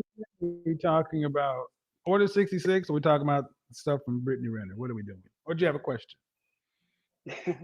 I wanted to talk about like high value men. Well, not specifically, but like I'm a person who I feel like I'm high value. Okay. But I'm not interested specifically in a high value man. And I know you said that all women are. I want a man that just respects me and understands the type of life that I live.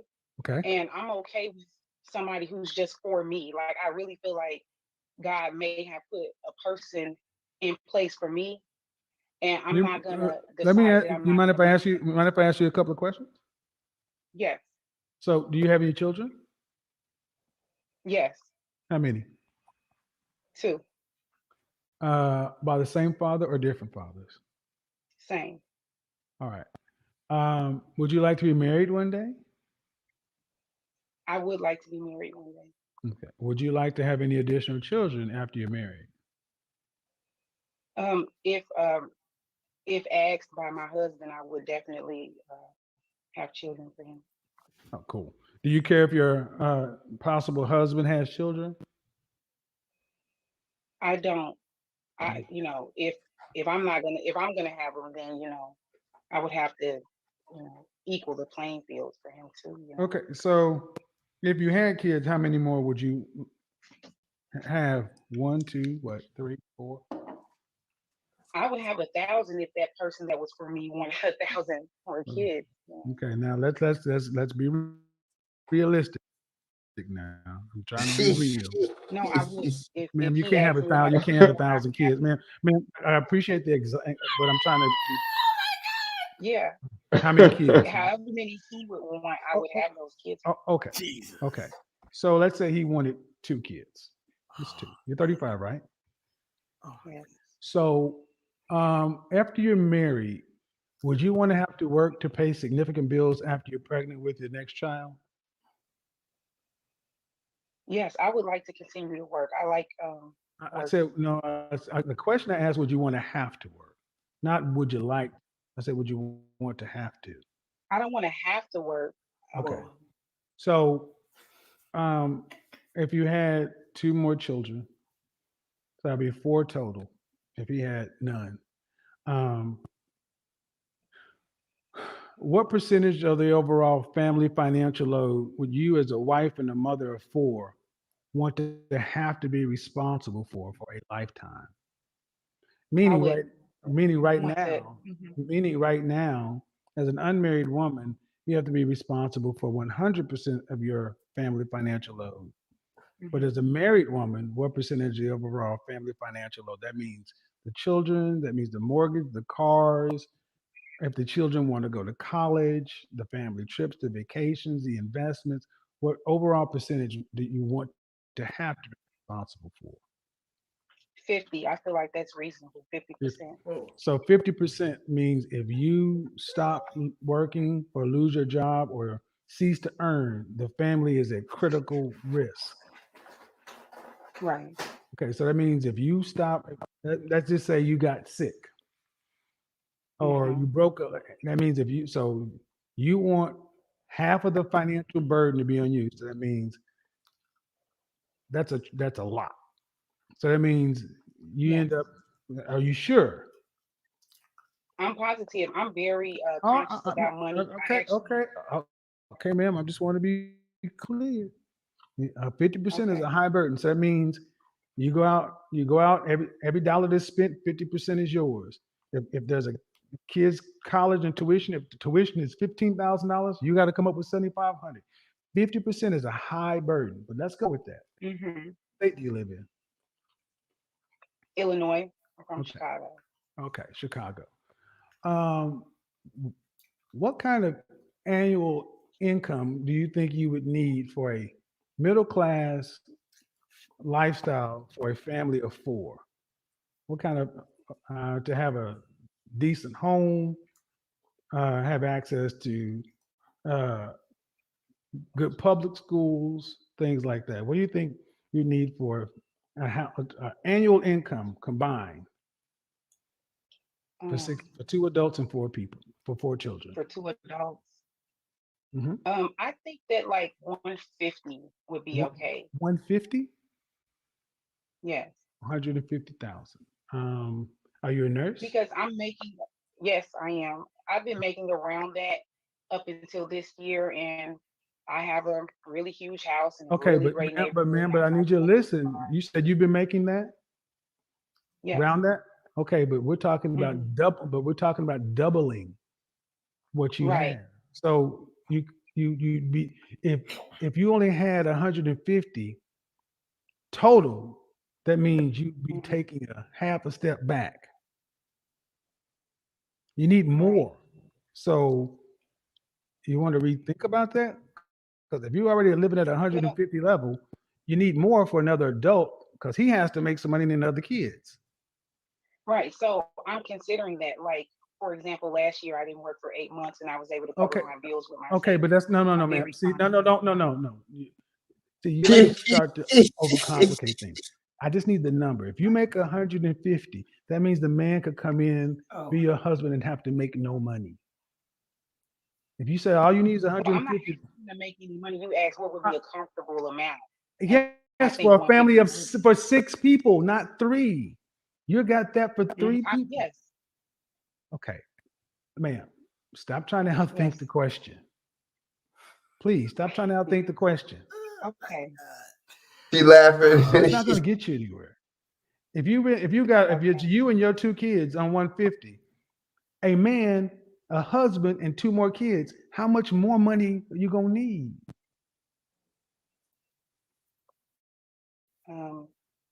I feel like this is the thing. This is what I'm saying. I feel like for example, what I'm making now could even cover that. I'm not saying I want to cover all of that. That's not what I asked, ma'am. That's not what I asked. And this is why I start to, okay, ma'am, this is why, okay, ma'am, if you're good with money, we don't have to talk about feeling. This is why it starts to run off the rails, because you ladies become disingenuous. Stop this bullshit. All right. You're saying that right now you feel like you could take on a husband and 2 kids and y'all can live on 150,000 and be comfortable. Is that what I'm hearing? I feel that way. Okay. I know you want me to go up. Oh, God damn it. See, this is why this conversation gets off the rails. Because when women start to try to outthink the questions, you're trying to maneuver. So are you living at your budget right now? Are you living at what you earn? Well, I live a little lower than what I earn. I live lower. Okay, but it's in the ballpark of what you earn. In the ballpark. Somewhat. Not somewhat. Okay, then ma'am, right there, then you couldn't. Because a man coming in and 2 additional children, if you're living at your income, you'd have to decrease your standard of living.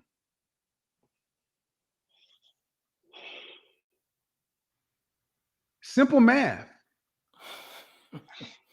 Simple math.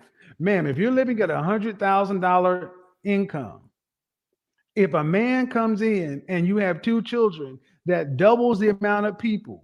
You will have to decrease your standard of living or increase your income annually. Everybody in the chat room understands what I'm saying. So this we shouldn't have got off task here. You're trying to. All right, look. That's a little bit of the guy. Yo, man. Oh, girl's burnt, man. She was leaving laughing. She knew that she wasn't taking herself seriously, bro. You know what I'm saying? Yeah, but that's where it goes, man. Kevin Samuels, come back! All right, go ahead, Chad. Man. I'm just saying, man. Like I said, you know, I everything. I don't, agree with everything he was. It's just, he was doing. But some of the things, like for us, just the questioning, like the simple, basic questions and doing math and stuff. A lot of our people, man, we all guilty of. We don't, huh? That's ring around the rosy, man. Yeah, I know. And then we don't ask those questions. Then when you have someone to sit down and actually ask those questions, then here you go with the feeling and well, I think a manifestation and nah, man. Hey, look, man. Shaq, like Crimson Q said, what that pastor said, God ain't saying no, man. I don't know why they keep believing it, but it is what it is. Matter of fact, what God you talking about? You're not talking about that one. You're not talking about that one. Christian femininity is real. Usher came out and said, because Usher said straight up. As a matter of fact, I'm gonna play it right on my phone. Y'all don't believe me? Usher said it last week. He was talking when he got to the NWP award. He said it. He said it. He said it.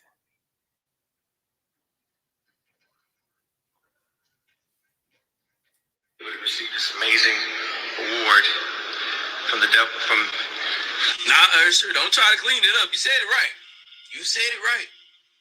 You said it right. You received it from your father. You said it right. He would have received this amazing award from the devil. Nah, Usher, don't try to clean it up. You said it. Say, I received this amazing award for the devil, but he tried to walk it back. Pay attention. So, I don't know. Because we don't know what God they talking about. Well, allegedly. Well, it's I guess it's allegedly, but it's definitely out there. He was at the Diddy, goddamn Diddy camp, motherfucker. Hey, man. Fun camp. Hey, look, man. This is not a good look, man. It's all bad. Charlamagne the God does not know nothing about the Diddy lawsuit. That's exactly what he said. I'm like, come on, man, stop it, man. Yeah, come on, though. That's your boss. We could act stupid. But see, the thing is, Charlamagne had some weird, little sketchy charges too, though. So, I didn't say that. Yeah, you know he did. No, I just laughing at it. But anyway, let's see. Godfather, shout out your information, brother.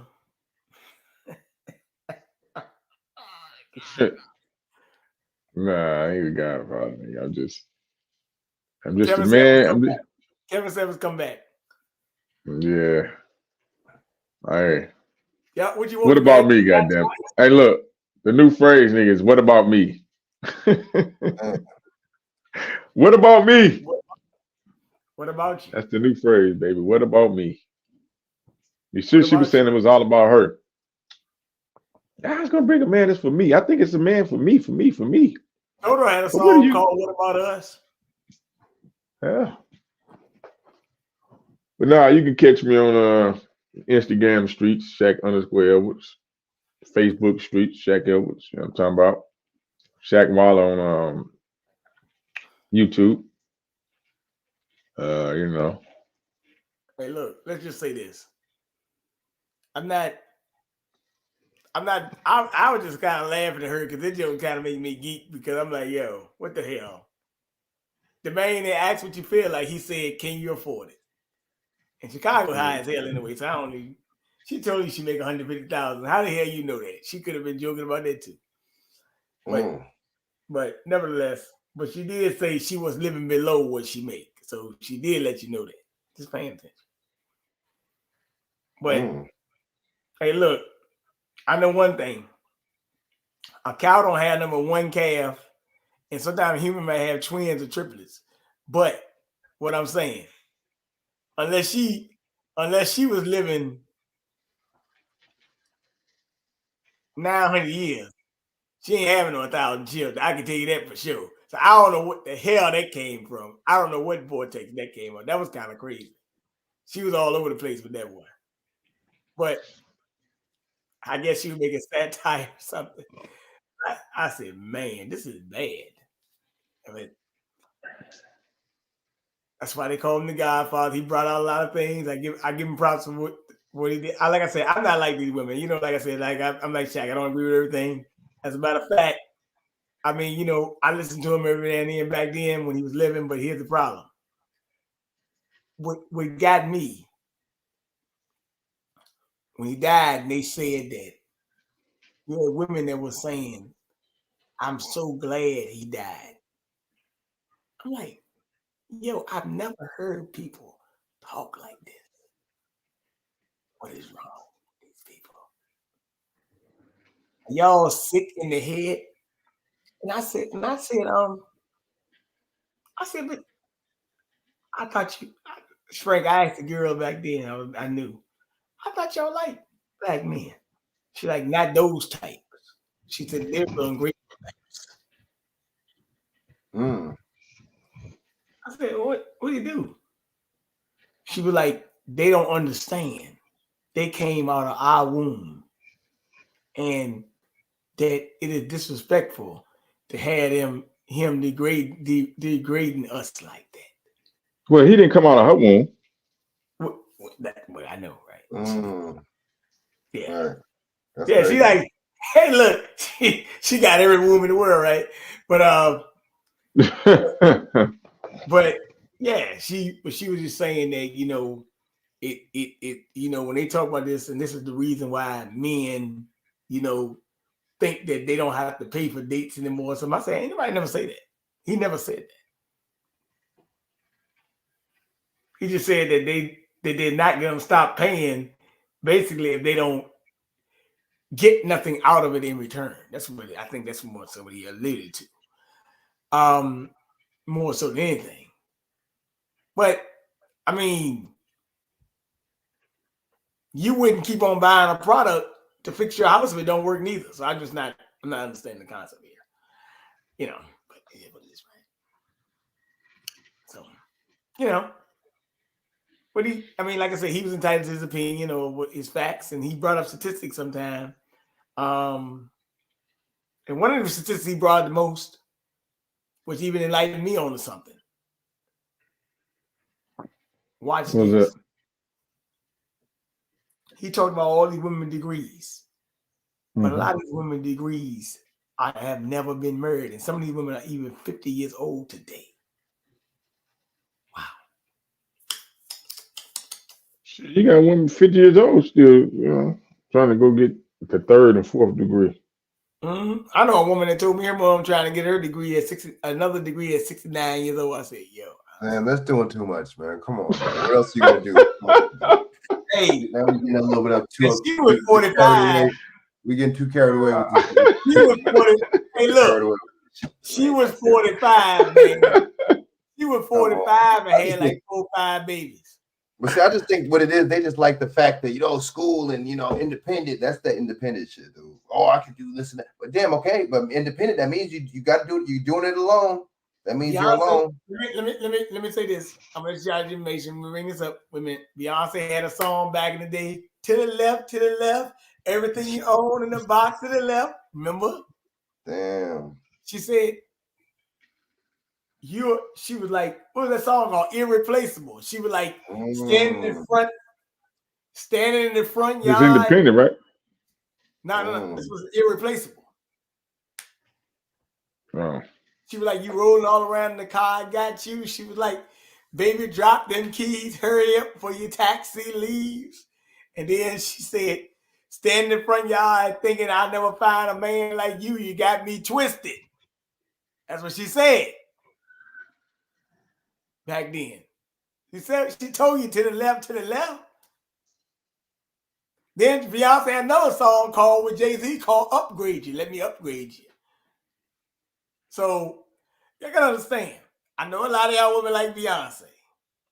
Maybe not the women this yet. People like Beyonce, but like it or not, they consider her to be a phenomenon, whatever. But she would push a lot of propaganda too now. Just putting it out there now. Hey man, you should have watched the boy Casino Live, man. He dropped some good information about, oh my God. You need to go back and watch the channel. Like what Beyonce? About a lot of the celebrities, how they connected, man, how these celebrities bloodline connected, man. To some of the he dropped the name, he said of the most powerful man in the world, nigga, that controlled a lot of shit, nigga. Some Francis nigga. Well, yeah. Moscato or Francis Manicato or some shit. Manicotti or something. Talking about Diddy too. Huh? Suge Knight, I think, had an interview recently talking about Diddy, man. I just think with Diddy, man. It was resurfacing with Suge Knight. I think Suge Knight basically saying that Diddy is used as a fall guy to protect the people in power. But yeah, I mean, we can understand that. But that still don't. Davis, his butt buddy. But that still don't exalt him of any wrongdoings behavior that he, Okay, yeah, we know that. Yeah, but you're right. But now dumping the cargo, baby. It's called dumping the cargo. It ain't gonna be the last celebrity they throw out there. They done got R. Kelly. Surviving R. Kelly. Well, guess what?